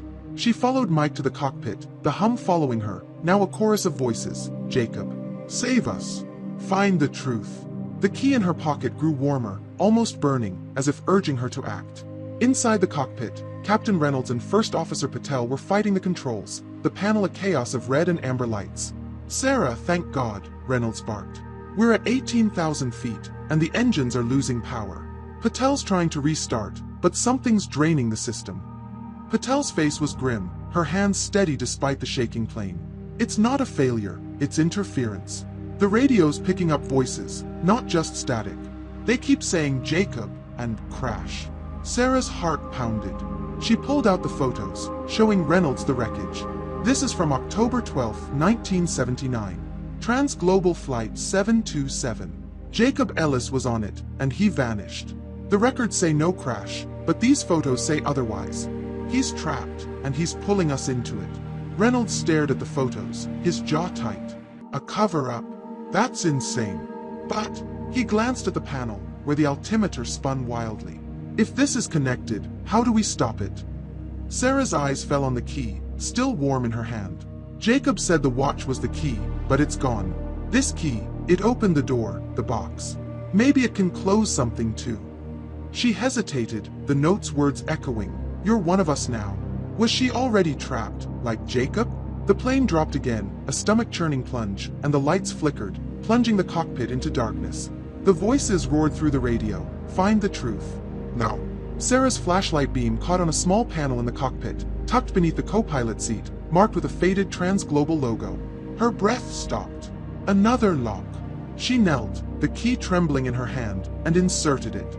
The lock clicked, revealing a dusty logbook, its pages filled with frantic notes from 1979, Flight 727. System failure. Emergency landing attempted. Unknown anomaly in lower galley.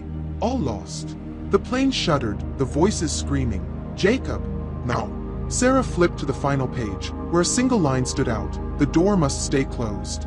As she read it, the cockpit door slammed shut, and Jacob's figure appeared in the corner, his gray hoodie glowing, his hollow eyes fixed on her. The plane tilted sharply, and a new note materialized on the console, its script dripping like wet ink. Close it, or we all crash. Sarah Mitchell's hands trembled as she clutched the dusty logbook, its final warning. The door must stay closed, burning in her mind. The cockpit of Flight 727 was a chaos of flashing red lights and blaring alarms, the plane tilting dangerously as it dropped through the night sky. Jacob Ellis's figure stood in the corner, his gray hoodie glowing faintly, his hollow eyes locked on her. The new note on the console, close it, or we all crash, dripped with ink that seemed to writhe, as if alive. The air was thick with a metallic tang of Jacob's presence, now laced with a sharp, electric buzz that made Sarah's skin crawl. Captain Reynolds gripped the controls, his knuckles white. Sarah, what the hell is that? He shouted, his voice barely audible over the screeching alarms. He nodded toward Jacob, whose form flickered like a dying flame, his gaze unyielding. First Officer Patel was frantically flipping switches, her face pale but focused. "We're at 15,000 feet, she said. "Engines are at half power, and I can't get them back. Something's draining the system." Sarah's heart pounded.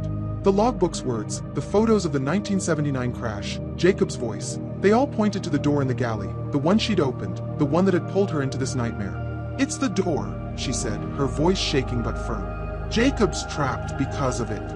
The log says it has to stay closed. I need to go back to the galley." Reynolds' eyes widened, but he nodded. "Go." "But Sarah, if this doesn't work, we're out of time." "Mike, go with her."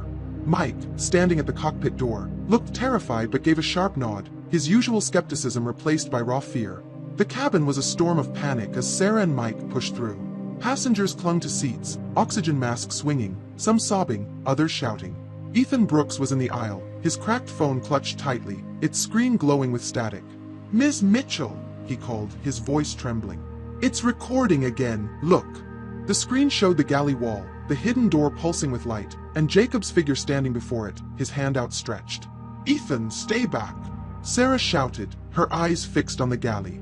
The hum was back, louder, a chorus of voices. "Jacob, close it.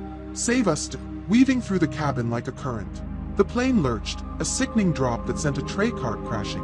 Sarah stumbled, clutching the logbook and key, the photos spilling from her apron.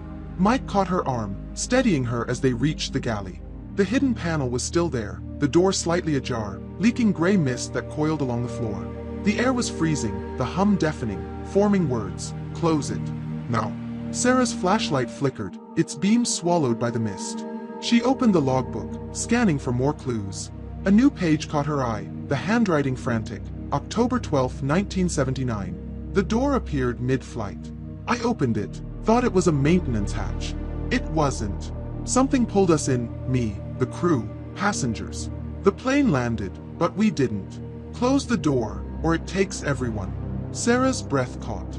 The crash wasn't a crash. The plane had landed, but its people were lost, trapped in the void. Jacob had opened the door, just as she had. She turned to the panel, her hands shaking as she pushed it open fully.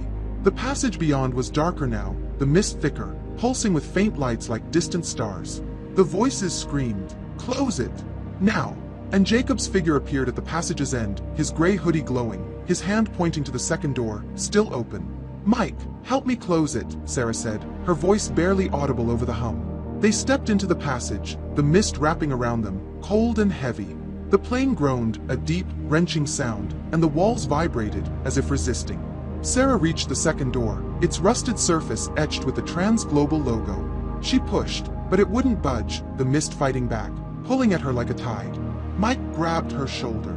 "Sarah, it's not moving. We need to get out." But Sarah's eyes were on Jacob, who stepped closer, his hollow eyes pleading. "You see it," he whispered, his voice echoing in her head. "The door took us. Close it, or you're next." Sarah's heart raced. She pulled the key from her pocket, its warmth searing her skin. The logbook had mentioned the door, but nothing about locking it. She inserted the key into the lock, twisting hard. It resisted, grinding, then clicked. The door began to close, the mist receding, but Jacob's figure lunged forward, his hand grabbing hers, icy and solid. "Not yet," he hissed. "You have to know why." The plane dropped again, a violent plunge that sent Sarah and Mike crashing against the walls. The voices screamed, "Save us!" and the mist pulsed, revealing glimpses of 1979, a packed cabin, passengers screaming, Jacob in his uniform, opening the door as the plane shook. The vision broke, and Sarah yanked her hand free, the door slamming shut with a deafening clang. The hum stopped, the mist vanished, and the passage was gone, leaving them in the galley. The plane leveled, the lights flickering back on, but Sarah's relief was short-lived. A new note lay on the galley counter, its script fresh and jagged. "You closed it. But I'm still here." Her heart stopped as she looked at seat 17C, where Jacob sat, his gray hoodie glowing faintly, his head turned toward her. The plane shuddered, and a new sound emerged, not the hum, but a low mechanical whine, like an engine failing. Passengers screamed, and Ethan's voice cut through. "Ms. Mitchell! My phone, it's showing the door again." Sarah spun, seeing Ethan's screen, the galley wall, the door reappearing, glowing brighter, and Jacob's figure standing before it, holding the silver watch, its hands spinning backward. The plane tilted sharply, and Jacob's voice roared through the cabin. "You can't stop it. Sarah Mitchell's heart pounded as the mechanical whine of Flight 727's failing engines pierced the chaotic cabin, a shrill cry that matched the panic in the passengers' screams. Ethan Brooks stood frozen in the aisle, his cracked phone glowing with the image of the reappeared door in the galley. Jacob Ellis's figure holding the silver watch, its hands spinning backward in a dizzying blur. The note on the galley counter. "You closed it. But I'm still here," lay like a taunt, its jagged script searing into Sarah's mind. Jacob's voice echoed through the cabin, not from the phone but everywhere. "You can't stop it." The plane tilted sharply, the lights flickering, and the air grew thick with a metallic tang of his presence, now laced with a faint, burning smell, like scorched wiring. Sarah's hands shook, clutching the key and the logbook from 1979, its warning, "The door must stay closed," now a cruel irony. She had closed the door, sealed the void, but Jacob was still here, and the plane was falling apart. Her eyes darted to seat 17C, where Jacob's glowing figure sat moments ago, now empty but shimmering, as if he could reappear at any second. The passengers' panic was deafening. Some prayed, others shouted, their oxygen masks swinging like pendulums in the flickering light. "Sarah!" Mike's voice cut through, urgent and hoarse. He was at her side, his face pale, eyes wide with fear. "The cockpit's losing it," Reynolds says. "The engines are shutting down. We need to do something." He glanced at Ethan's phone, the glowing door on the screen, and his voice dropped to a whisper. "Is that a him? Jacob?" Sarah nodded, her throat tight. "He's not letting go. The door, it's back, and he's tied to it. The watch, the crash, everything." She held up the logbook, its pages trembling in her hands. There was a crash in 1979, or something like it. Jacob was part of it, and he's pulling us into it. Ethan stepped closer, his phone shaking. "Ms. Mitchell, it's recording again, by itself." The screen showed Jacob, his gray hoodie frayed, standing before the glowing door, the watch in his hand spinning faster. His hollow eyes locked onto the camera, and his lips moved, forming words the phone speakers crackled out. "Finish it. Find the truth." Sarah's stomach twisted. The truth. The logbook mentioned a crash, an anomaly in the lower galley, but the plane had landed, or so the records claimed. She needed to confront Jacob to understand what he wanted, but the plane's descent was worsening, the whine of the engines now a stuttering groan. She turned to Mike. "Get to the cockpit. Tell Reynolds I'm going back to the door. It's our only chance." Mike grabbed her arm. "Sarah, you can't. That thing, it's not safe. You saw what happened last time." But his eyes betrayed his fear. He knew they were out of options. "I have to," Sarah said, pulling free. "Keep the passengers calm. Ethan, stay with Mike." She didn't wait for their protests, sprinting to the galley, the key burning in her hand. The hidden panel was there, the door glowing brighter now, its edges pulsing like a heartbeat. The hum was deafening, a chorus of voices. "Jacob. Finish it," weaving through the air, pulling at her like a current. She pushed the panel open, the mist spilling out, colder and thicker than before. The passage beyond was different now, longer, its walls lined with flickering images, like a film reel, a 1979 cabin, passengers in retro clothes, Jacob in his trans-global uniform, opening the door as the plane shook. The images blurred, and Sarah's flashlight flickered, its beam swallowed by the mist.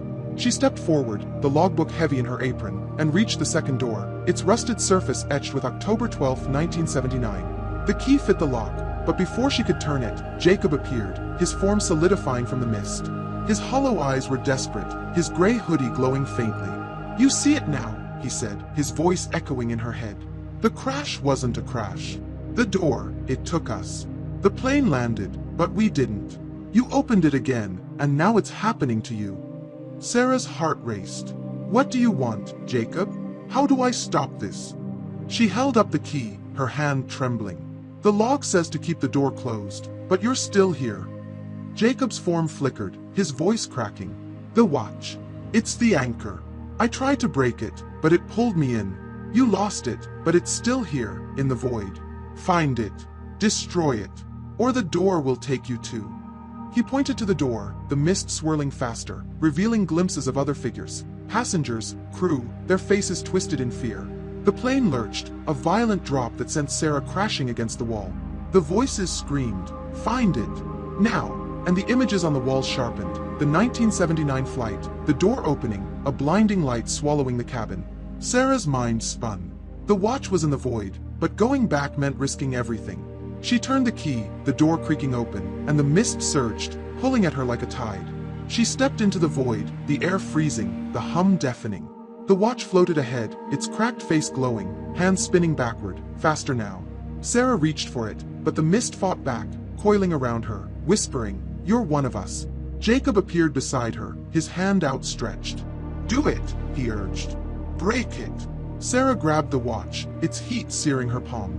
She raised it, ready to smash it against the floor, when the void pulsed, and a new voice emerged, not Jacob's, but a woman's, soft and pleading. "Don't.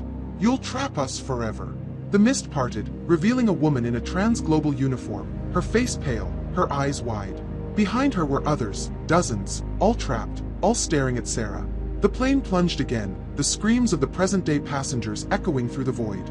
Sarah's hand froze, the watch burning, Jacob's eyes pleading, the woman's voice warning.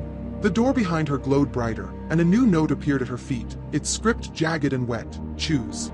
Save us, or save yourself." Sarah Mitchell stood paralyzed in the swirling void beyond the hidden door of Flight 727, the silver watch scorching her palm as its hand spun backward in a frantic blur. The mist pulsed around her, thick and cold, carrying the desperate voices of trapped souls. "Jacob. Save us." And the woman's warning, "Don't. You'll trap us forever." The note at her feet, "Choose. Save us, or save yourself," glowed faintly, its jagged script a cruel ultimatum. Jacob Ellis's figure loomed before her, his gray hoodie flickering, his hollow eyes pleading, while the woman in the trans-global uniform stood behind him, her pale face etched with fear. The plane's groans echoed through the void, a reminder of the plummeting aircraft and the passengers' screams above. The watch burned hotter, its ticking deafening, syncing with Sarah's racing pulse. The air was heavy with a metallic tang of Jacob's presence, now mixed with a faint, acrid smell, like burning electronics. Her mind raced, destroy the watch as Jacob urged, and risk trapping everyone, or heed the woman's warning and find another way if there was one. The plane's fate, her fate, hung in the balance, and the void seemed to tighten around her, as if impatient for her choice. "Jacob," Sarah said, her voice trembling but firm, "what happened in 1979? Why are you trapped?" She held up the watch, its glow illuminating the mist. "If I break this, what happens to us?" Jacob's form flickered, his voice echoing in her head. "The door, it opened during turbulence. I was maintenance, checking a fault. It wasn't on the schematics. It pulled us in, me, the crew, passengers. The plane landed, but we didn't. The watch, it's the anchor. Break it, and we're free." His eyes darkened. "But you opened the door. You're tied to it now." The woman stepped forward, her trans-global uniform faded, her voice sharp. "Don't listen to him, Sarah. I'm Emily Carter, flight attendant, 1979. Breaking the watch seals the void, it traps us forever, and you with us. There's another way. Find the logbook's final page. It tells you how to close the door for good." Sarah's heart pounded. The logbook, tucked in her apron, felt heavier, its pages a lifeline she hadn't fully explored. But the watch burned, urging her to act, and the plane's groans grew louder, the mist pulsing with each shudder. She glanced at the note, "Choose," and back at Jacob and Emily, their faces desperate, opposing. Who was telling the truth? The void trembled, and the voices rose. "Save us. Now." A chorus of lost souls, their forms flickering in the mist. Sarah pulled the logbook from her apron, her hands shaking as she flipped to the final pages. The handwriting was frantic, barely legible. October 12, 1979. "The door is a rift. It opened during a storm, an anomaly. The watch holds time, keeps us here. To close the rift, speak the names of the lost. Start with mine, Jacob Ellis. But beware, the speaker joins us." Sarah's breath caught. "Speak the names, close the rift, but become trapped?" Emily's warning rang true, but Jacob's plea was desperate. The plane lurched, a violent drop that sent Sarah stumbling, the watch slipping in her hand. The mist surged, and Jacob grabbed her wrist, his touch icy. "Speak my name," he urged. "It's the only way." Emily lunged forward, her voice sharp. "No. You'll be lost, Sarah. Find the names, but don't say them yet." Sarah yanked free, clutching the logbook and watch, her mind spinning. The void shook, the voices screaming, "Choose. Now." And the plane's groans became a deafening roar. She flipped to another page in the logbook, finding a list. Jacob Ellis, Emily Carter, Daniel Hayes, Laura Bennett. Names of the lost, dozens, from 1979.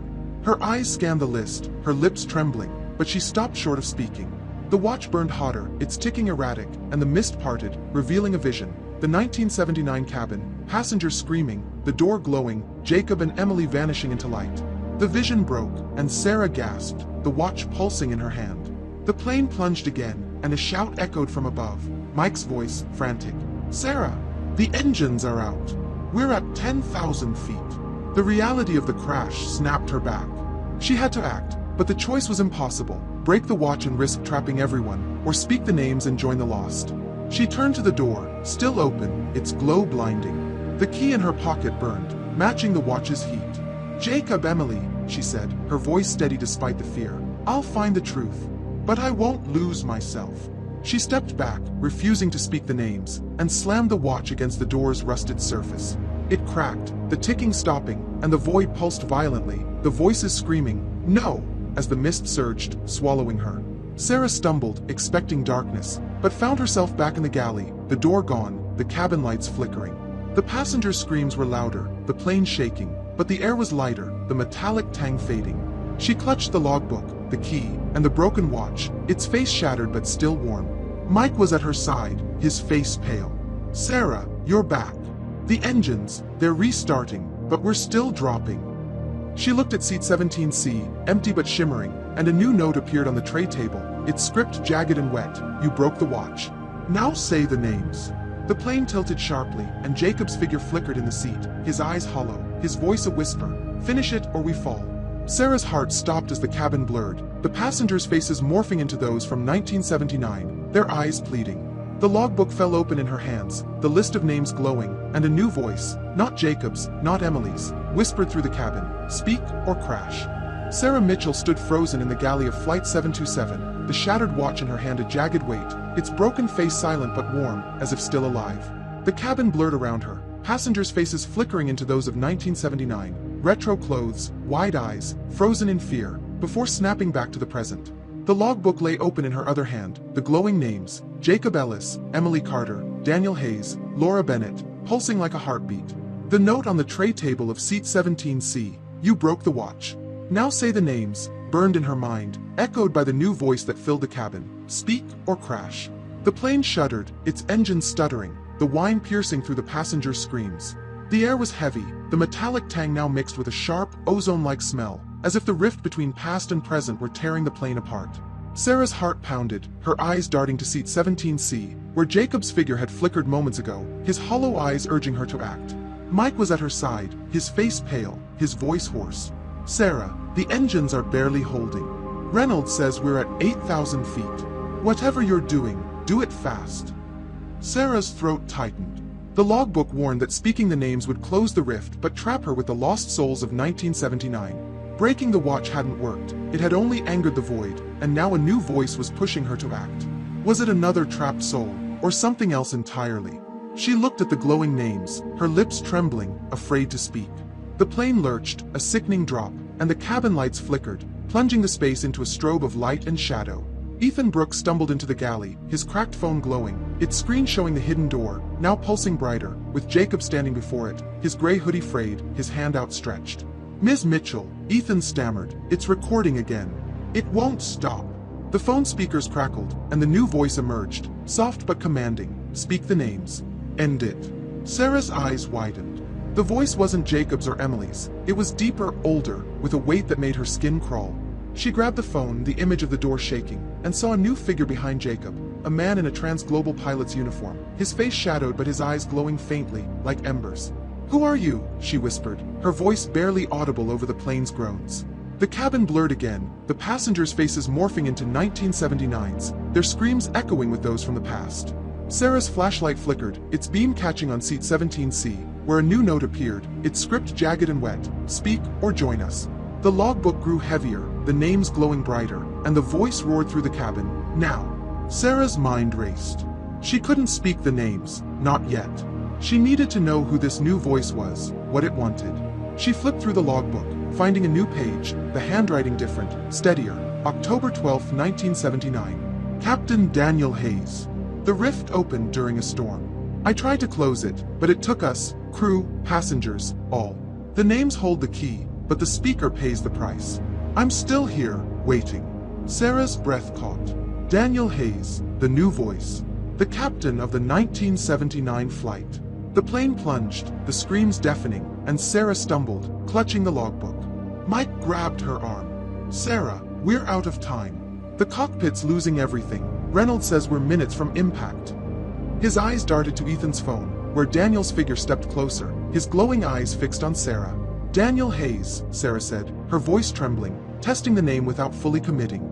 The plane shook violently, the cabin blurring into 1979's, the seats filled with passengers in retro clothes, their faces twisted in fear. Jacob appeared in 17C, his eyes pleading, and Emily materialized beside him, her voice sharp. Don't say the names, Sarah. Find another way. Sarah's heart pounded. She turned to the galley wall, where the hidden door glowed brighter, its edges fraying like torn fabric.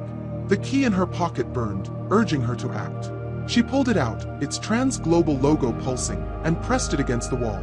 The panel clicked, revealing the passage again, the mist thicker, the voices louder. Speak. Save us. But Daniel's voice cut through, calm but commanding. Say my name first. Free me. Sarah hesitated, the logbook opened to the list of names, Daniel's at the top. The plane dropped again, the engines silent now, the cabin tilting into freefall. Passengers screamed, and Ethan's phone glowed, showing Daniel's figure, his hand outstretched, the door behind him pulsing like a heart.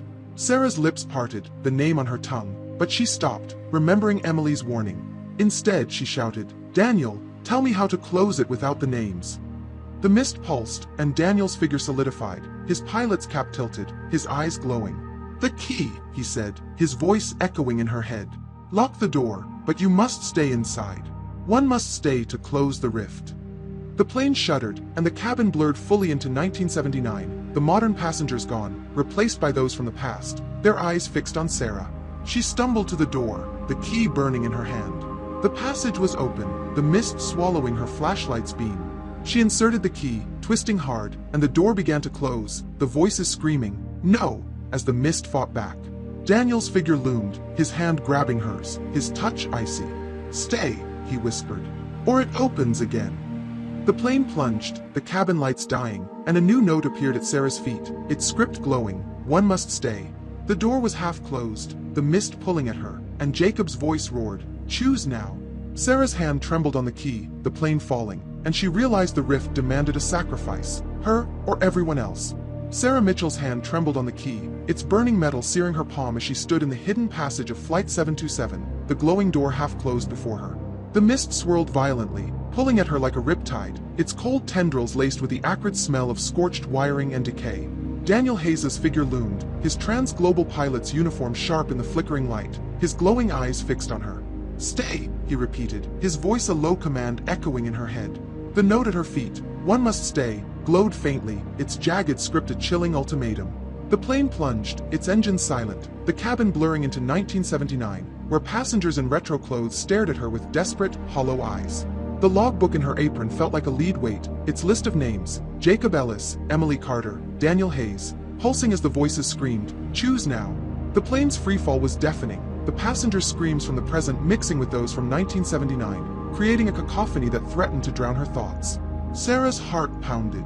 Closing the door might save the plane, but Daniel's demand, that she stay inside, meant joining the lost souls forever. Was there another way, or was this the rift's price? Sarah! Mike's voice broke through, muffled but urgent from the galley. The plane's going down. Reynolds needs you. His words were a lifeline, pulling her back to the present, but the mist tightened, and Jacob Ellis appeared beside Daniel, his gray hoodie flickering, his voice softer. You can save them, but you have to choose. Sarah's eyes darted to Emily Carter, the 1979 flight attendant, who stood behind them, her face pale but resolute. Don't stay, Sarah, she pleaded. There's another way. The logbook. Read the last entry. It's not just the names. Her voice trembled, as if speaking took all her strength. The plane lurched, a sickening drop that sent Sarah crashing against the rusted wall. The logbook slipped from her apron, falling open to a page she hadn't seen, its handwriting frantic but clear. October 12, 1979. The rift opened during a storm. We tried to close it, but the door demands a soul. One can lock it from outside, but only with the truth, name the cause. The storm wasn't natural. Transglobal hid it. Find the report. Sarah's breath caught. The cause. A cover-up. The mist pulsed, and Daniel's eyes darkened. Don't listen to her, he growled. Lock the door. Stay. His hand reached for her, icy and solid, but Sarah yanked free, clutching the logbook. The key burned hotter, urging her to act, but the truth, the cause of the 1979 anomaly, might be her only way out without sacrificing herself. The plane's groans grew louder, metal screeching as if tearing apart. Sarah flipped through the logbook, her hands shaking, and found a crumpled report tucked in the back, stamped Transglobal Airlines, confidential. It read, October 12, 1979. Flight 727 encountered unexplained electromagnetic storm. Systems failed. Crew reported anomalous door in lower galley. Attempted emergency landing failed. All presumed lost, but aircraft recovered intact. Cause, experimental device on board, unlisted cargo. Cover up ordered. Sarah's heart raced. An experimental device. Transglobal had hidden a disaster, and the rift was its consequence. She looked at Daniel, his glowing eyes narrowing. You knew, she whispered. You hid it. Daniel's form flickered, his voice sharp. Speak the names, Sarah. End it. But Emily stepped forward, her voice steady. Name the cause. Say it aloud. It's the only way to close the rift without staying. The plane plunged again, the screams deafening. Sarah's mind spun. The logbook, the report, the key, they all pointed to the truth. She gripped the key, its heat almost unbearable, and shouted into the mist. The cause was Transglobal's device. An experimental device caused the storm, the rift, the loss. Her voice echoed, the mist shuddering, and the voices paused, as if listening. The door trembled, its glow dimming, but Daniel lunged, his hand grabbing her wrist. No, he roared. You can't. The mist surged, pulling at Sarah, and Jacob's figure flickered, his eyes pleading, finish it. The plane dropped, the cabin blurring fully into 1979, the modern passengers gone, replaced by those from the past, their faces twisted in fear. Sarah twisted the key in the lock, the door creaking shut, the mist receding. Daniel's grip tightened, his voice a scream, you'll pay. But Emily's voice cut through, keep going. The door slammed closed, the lock clicking, and the mist vanished, leaving Sarah in the galley, the key burning in her hand. The cabin lights flickered back on, the 1979 passengers gone, the present-day screams returning. Mike grabbed her arm, his face pale. Sarah, the engines, they're back. We're leveling off. But Sarah's relief was short-lived. The logbook lay open on the galley counter, its pages glowing, and a new note appeared beside it, its script jagged, you named the cause. But one must still stay. Seat 17C shimmered, and Daniel's figure appeared, his pilot's cap tilted, his eyes glowing with rage. The plane shuddered, and a new sound emerged, a low, electrical hum, like a machine waking up. Ethan stumbled into the galley, his phone glowing, showing the door again, now cracked open, leaking mist. Ms. Mitchell, he stammered. It's not over. The hum grew louder, and Daniel's voice roared through the cabin. You can't escape the rift. Sarah's heart stopped as the galley wall pulsed, the door reappearing, and the plane tilted, a new warning light flashing on the crew tablet, unidentified power surge detected. The rift wasn't closed, and Daniel wasn't letting go. Sarah Mitchell's heart thundered as the galley wall of Flight 727 pulsed, the hidden door reappearing, its edges leaking gray mist that coiled like smoke. The crew tablet blared a warning, unidentified power surge detected, its screen flickering as the plane shuddered, the low, electrical hum growing louder, like a machine waking from a long sleep. The note on the galley counter, you named the cause. But one must still stay, lay beside the open logbook, its glowing names a haunting reminder of the rift's demand. Daniel Hayes's figure loomed in seat 17C, his Transglobal pilot's cap tilted, his glowing eyes burning with rage as his voice roared through the cabin. You can't escape the rift. The air was thick with the acrid smell of burning electronics, mixed with the metallic tang of the rift, and the cabin lights flickered, casting jagged shadows. Passengers screamed, their voices a chaotic blend of fear and confusion, oxygen masks dangling in the dim glow. Mike stood beside Sarah, his face pale, his hands gripping the galley counter. Sarah, the engines are barely holding. Reynolds says we're at 6,000 feet. What did you do? Sarah's hands trembled, clutching the key in the logbook, its pages heavy with the truth of 1979. A hidden transglobal device had caused an electromagnetic storm, opening the rift that trapped Jacob Ellis, Emily Carter, Daniel Hayes, and others. She had named the cause, partially closing the door, but Daniel's wrath had reopened it, and now the plane was paying the price. It's Daniel, she said, her voice shaking. He's fighting back. The power surge, it might be the device, still on board. Ethan Brooks stumbled into the galley, his cracked phone glowing, its screen showing the pulsing door and Daniel's figure, his hand outstretched, as if reaching through time. Ms. Mitchell, It's recording again. Ethan's voice cracked, his eyes wide. It's him. It's worse now. The phone speakers crackled, and Daniel's voice echoed. You can't stop it. Stay. Sarah grabbed the phone, the image shaking, showing the mist thickening, figures flickering within, Jacob, Emily, and others, their faces desperate. The hum grew deafening, forming words. Close it. Stay. Her stomach twisted. The logbook had warned that one must stay to close the rift, but she refused to be that sacrifice. There had to be another way, something tied to the device. Mike, get to the cockpit, Sarah said, her voice firm despite the fear. Tell Reynolds the surge might be from the 1979 device. Check the cargo hold sensors. It could be there. Mike nodded, his face grim, and sprinted toward the cockpit, weaving through the panicked passengers. Sarah turned to Ethan, his phone still glowing. Ethan, stay here, but don't touch the door. Keep recording, it's showing us something. She opened the logbook, scanning for more clues. A new page caught her eye, its handwriting steady but urgent. October 12, 1979. The device was unlisted cargo, stored in the lower hold. Experimental electromagnetic pulse generator. Transglobal tested it mid-flight, caused the storm. The rift opened, took us. Destroy the device to close it, but the rift demands a soul. Sarah's breath caught. The device was still on board, causing the surge. The plane lurched, a violent drop that sent passengers screaming. The lights flickered, and the cabin blurred, seats morphing into 1979's retro design, passengers in bell-bottoms and polyester staring at her with hollow eyes. Sarah stumbled, clutching the logbook, and the door's glow intensified, the mist spilling into the galley. Daniel's figure appeared before it, his voice a growl. You can't destroy it. The rift is mine. Sarah's heart raced. She had to find the device, but the cargo hold was inaccessible mid-flight. The crew tablet beeped, showing a new alert. Power surge originating from lower hold, Section C. Her eyes widened. Section C, near the lower galley, where she'd found the first box. The plane groaned, metal screeching, and the hum became a scream. Stay. Now. Sarah pushed past Ethan, ignoring his protests, and knelt at the galley floor, where the hatch to the lower galley lay. The key burned in her hand as she unlocked it, the hatch creaking open. The air below was freezing, smelling of oil and something sharper, like ozone. Her flashlight beam cut through the darkness, landing on a rusted crate in the corner, marked with a faded Transglobal logo. Her pulse spiked. The device. She climbed down, the plane tilting, and pried open the crate. Inside was a metal cylinder, its surface etched with wires and dials, humming with a faint, unnatural glow. The logbook had called it an electromagnetic pulse generator, Transglobal's secret experiment. Sarah's hands shook as she reached for it, but the mist followed her, coiling around the crate, and Daniel's voice roared, "Don't touch it." The plane plunged, the screams deafening, and the cabin above blurred fully into 1979, the modern passengers gone. Sarah grabbed the device, its hum syncing with the rifts, and a vision flashed.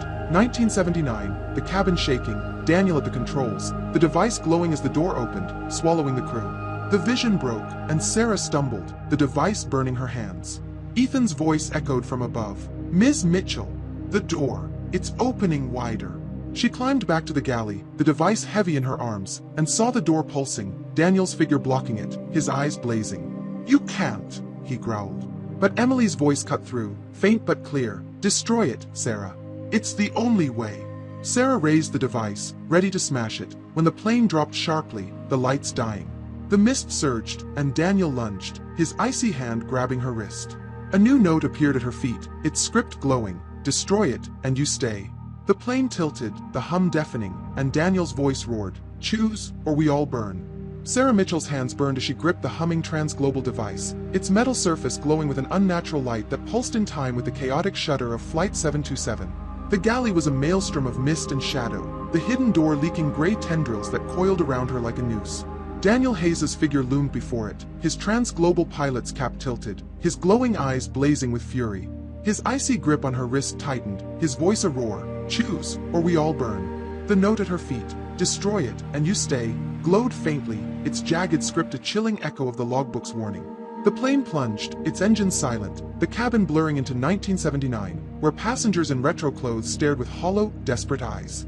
The air was thick with the acrid smell of burning electronics, mixed with the metallic tang of the rift, and the screams of present-day passengers pierced the chaos. Ethan Brooks stood frozen in the galley, his cracked phone glowing, its screen showing Daniel's figure blocking the door, the mist swirling behind him. Emily Carter's voice, faint but urgent, cut through. Destroy it, Sarah. It's the only way. But the note's warning in Daniel's rage told her the cost. Destroy the device, and she might join the lost souls of 1979.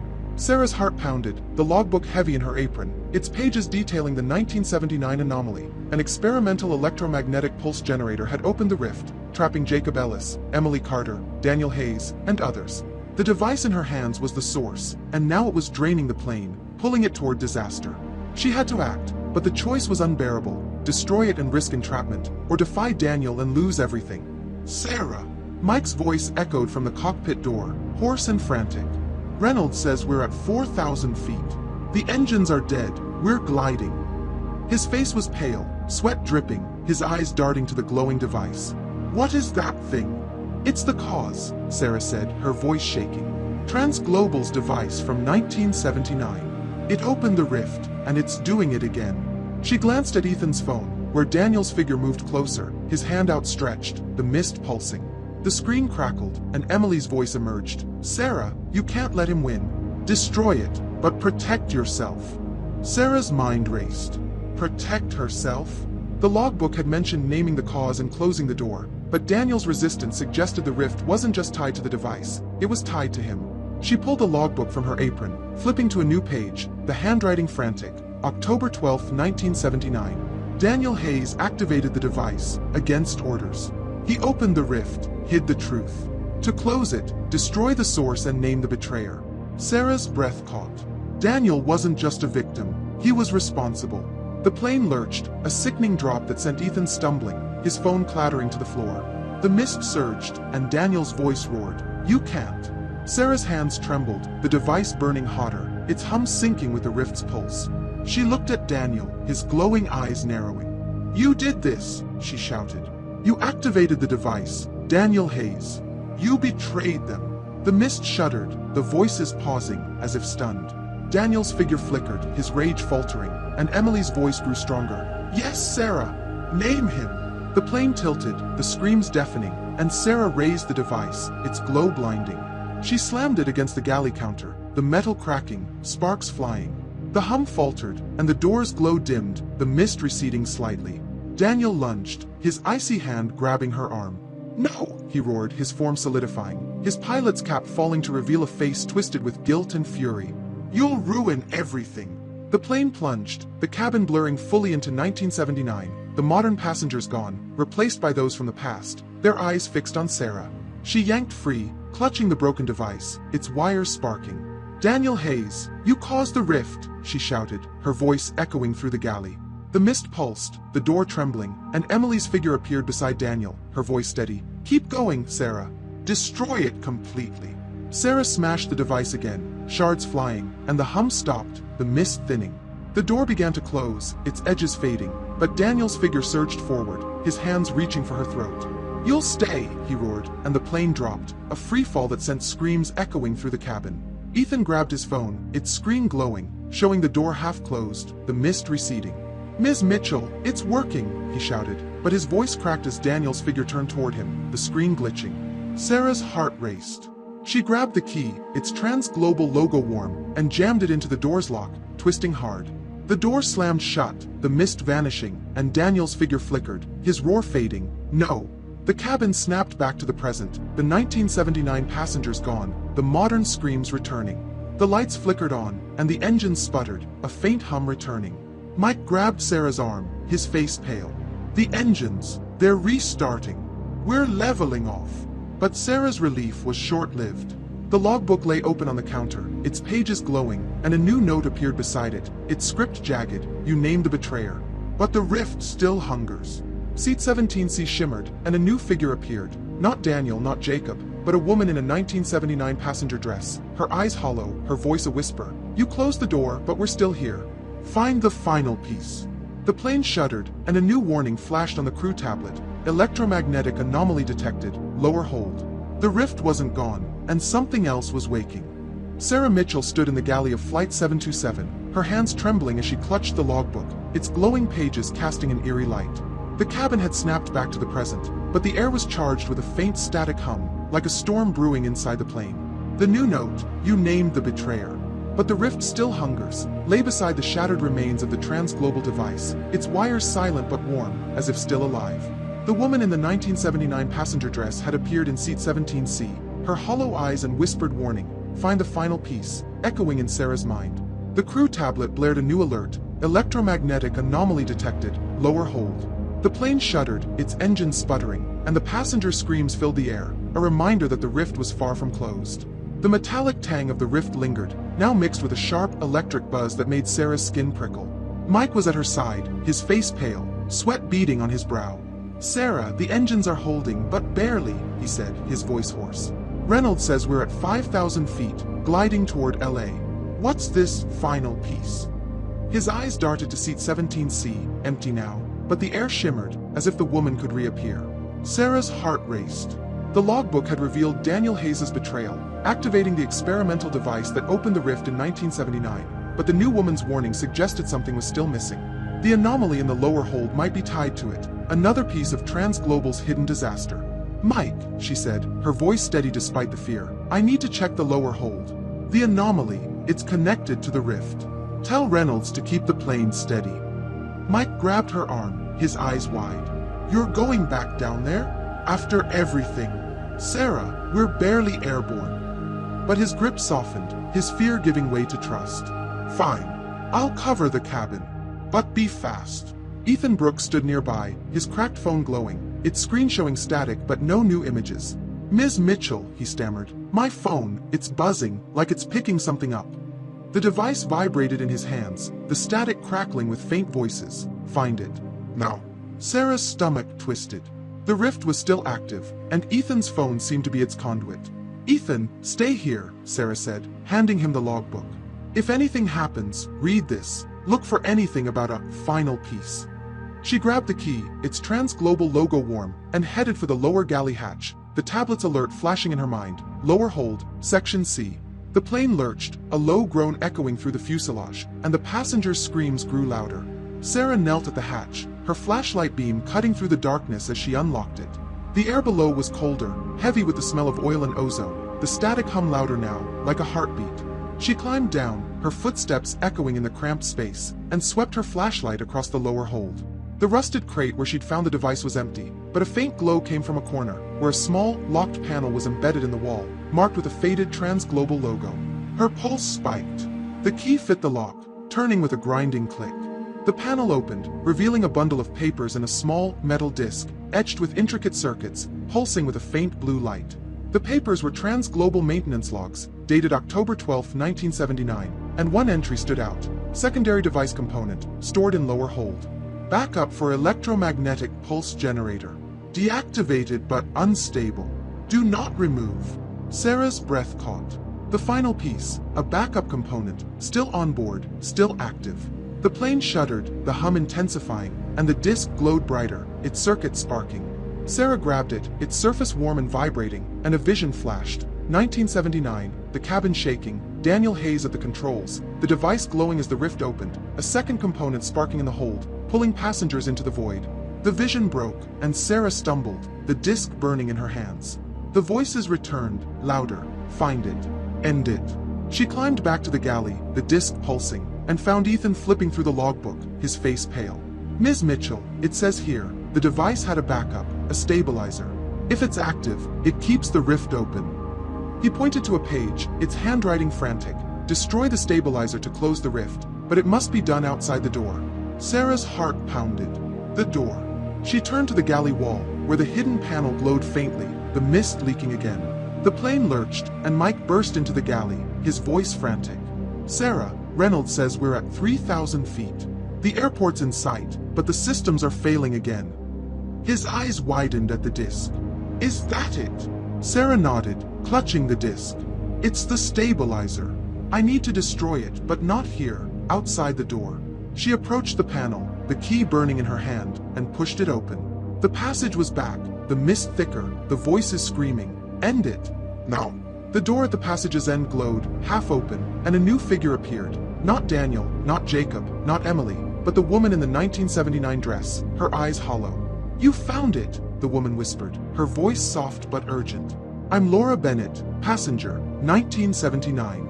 Destroy the stabilizer, but do it outside the rift. Hurry. Her form flickered, and the mist surged, pulling at Sarah. The plane plunged, the screams deafening, and the tablet blared. Critical system failure. Sarah stepped into the passage, the disc burning, the key warm. She reached the door, but Laura's figure blocked her, her eyes pleading. Not inside, she warned. Outside.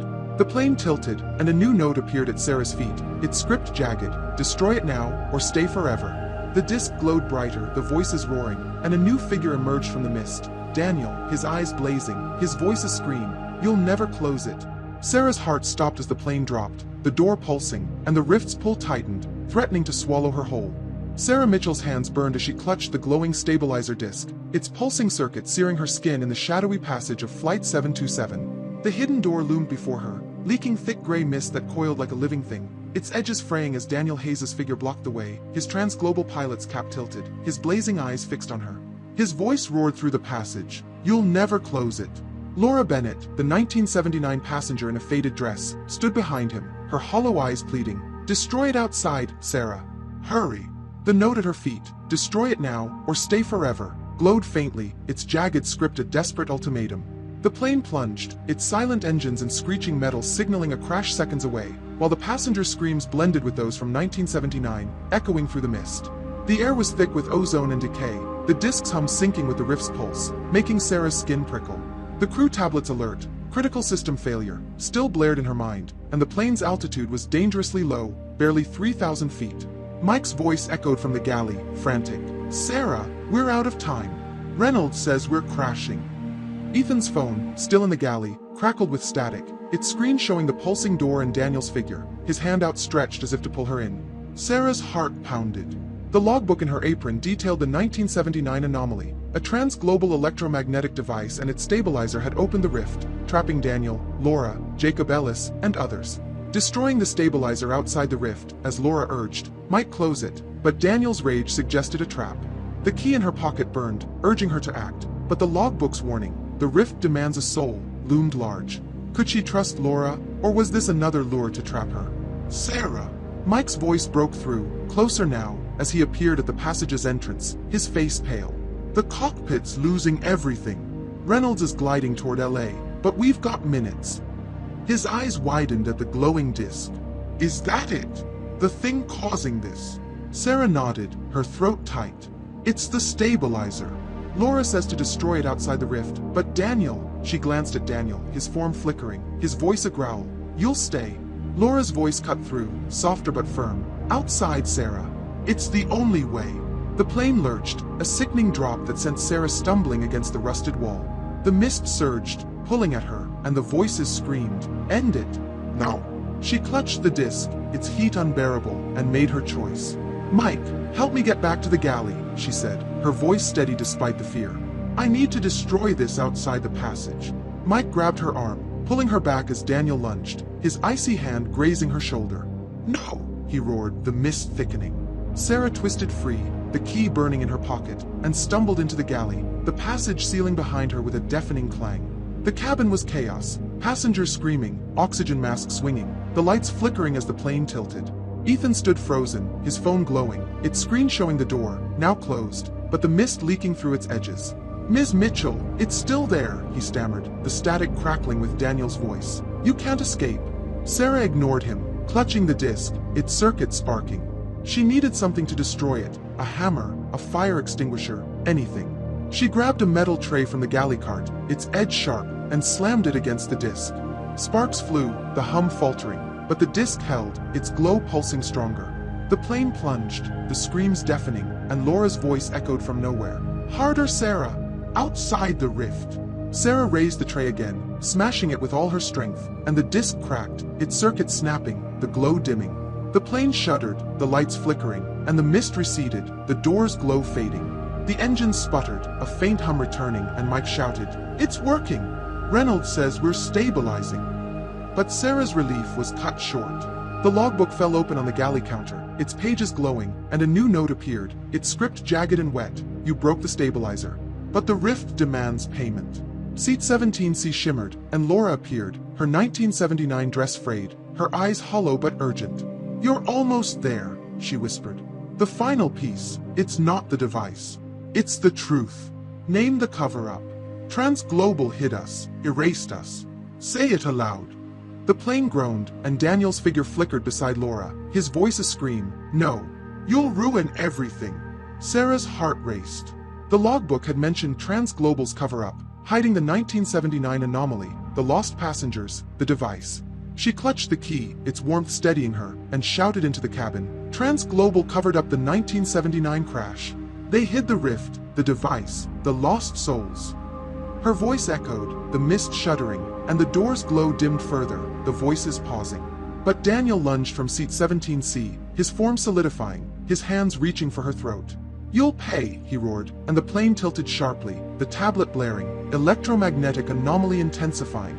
The mist surged again, and Ethan's phone glowed, showing the door cracking open, a new figure emerging. Not Daniel, not Laura, but a man in a 1979 suit, his eyes hollow, holding a piece of the broken device.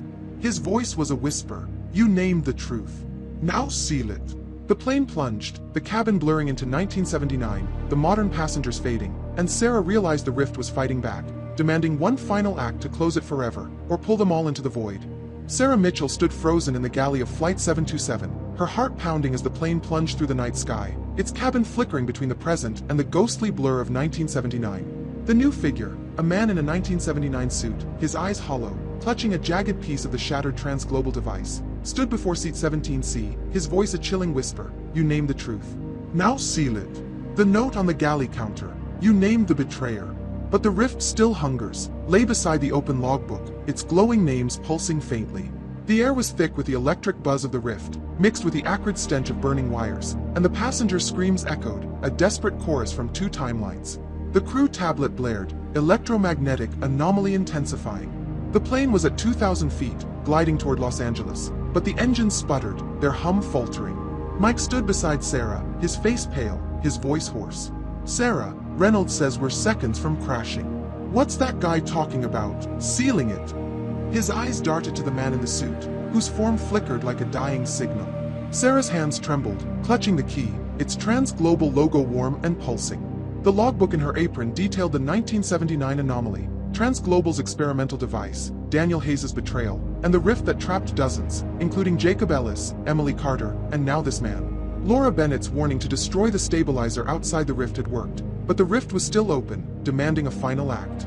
Ethan Brooks stood nearby, his cracked phone glowing, its screen showing the hidden door in the galley wall, pulsing brighter, leaking mist. The man's voice crackled through the phone. Seal it. Now. Sarah's throat tightened. Who are you? She asked, her voice steady despite the fear. What's the final piece? The plane lurched, the screams deafening, and the cabin blurred fully into 1979. Retro seats, passengers in bell-bottoms, their hollow eyes fixed on her. The man stepped closer, his suit frayed, his voice low. I'm Charles Reed, Transglobal Executive, 1979. I ordered the device on board, hid the truth. The rift took us all, Jacob, Emily, Daniel, me. You named the cover-up, but the rift needs closure.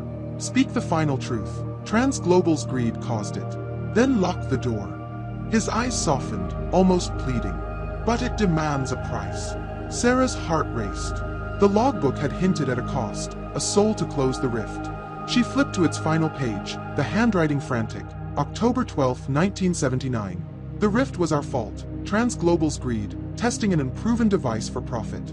Speak the truth aloud, lock the door with the key, but one must carry the burden. Her breath caught. Carry the burden. Did it mean staying, like Daniel had demanded?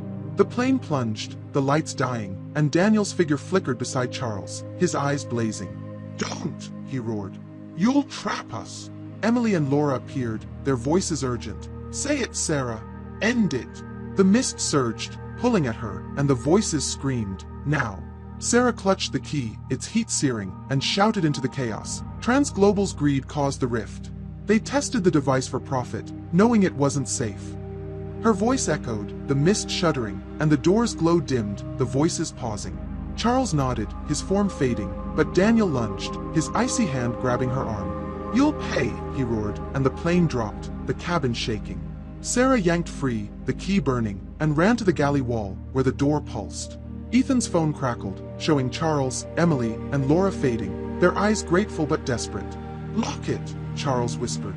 Sarah jammed the key into the lock, twisting hard, and the door slammed shut, the mist receding, the hum faltering. The cabin snapped back to the present, the 1979 passengers gone, the modern screams louder. The engines roared to life, the plane leveling, and Mike shouted, "Sarah, it's working. We're climbing." The tablet beeped, anomaly stabilizing. But Sarah's relief was cut short. The logbook glowed, and a final note appeared on the counter. Its script steady, you sealed the rift. But the burden remains. Seat 17C shimmered, and Charles appeared one last time, his voice soft. You carry it now. The plane steadied, the lights stabilizing, but Sarah's heart sank. Her hand burned where the key had seared it, leaving a faint Trans-Global logo etched into her palm. The cabin was normal, passengers calming, unaware of the rift. Mike grabbed her shoulder. "Sarah, we're landing soon. You did it." But his eyes lingered on her hand, the mark glowing faintly. Ethan's phone buzzed, its screen blank, but a faint hum lingered in Sarah's ears, like a distant lullaby. She tucked the logbook away, the key heavy in her pocket, and looked at seat 17C, now empty. The plane descended toward Los Angeles, the city lights visible, but Sarah felt a weight, as if a piece of the rift lingered within her. Charles's words echoed, "You carry it now." As the wheels touched down, the passengers cheered, but Sarah's eyes stayed on 17C, where a final shimmer faded. The rift was closed, but the mark on her hand pulsed, a reminder that some truths never fully let go. The end of the mystery of Flight 727's Phantom Passenger.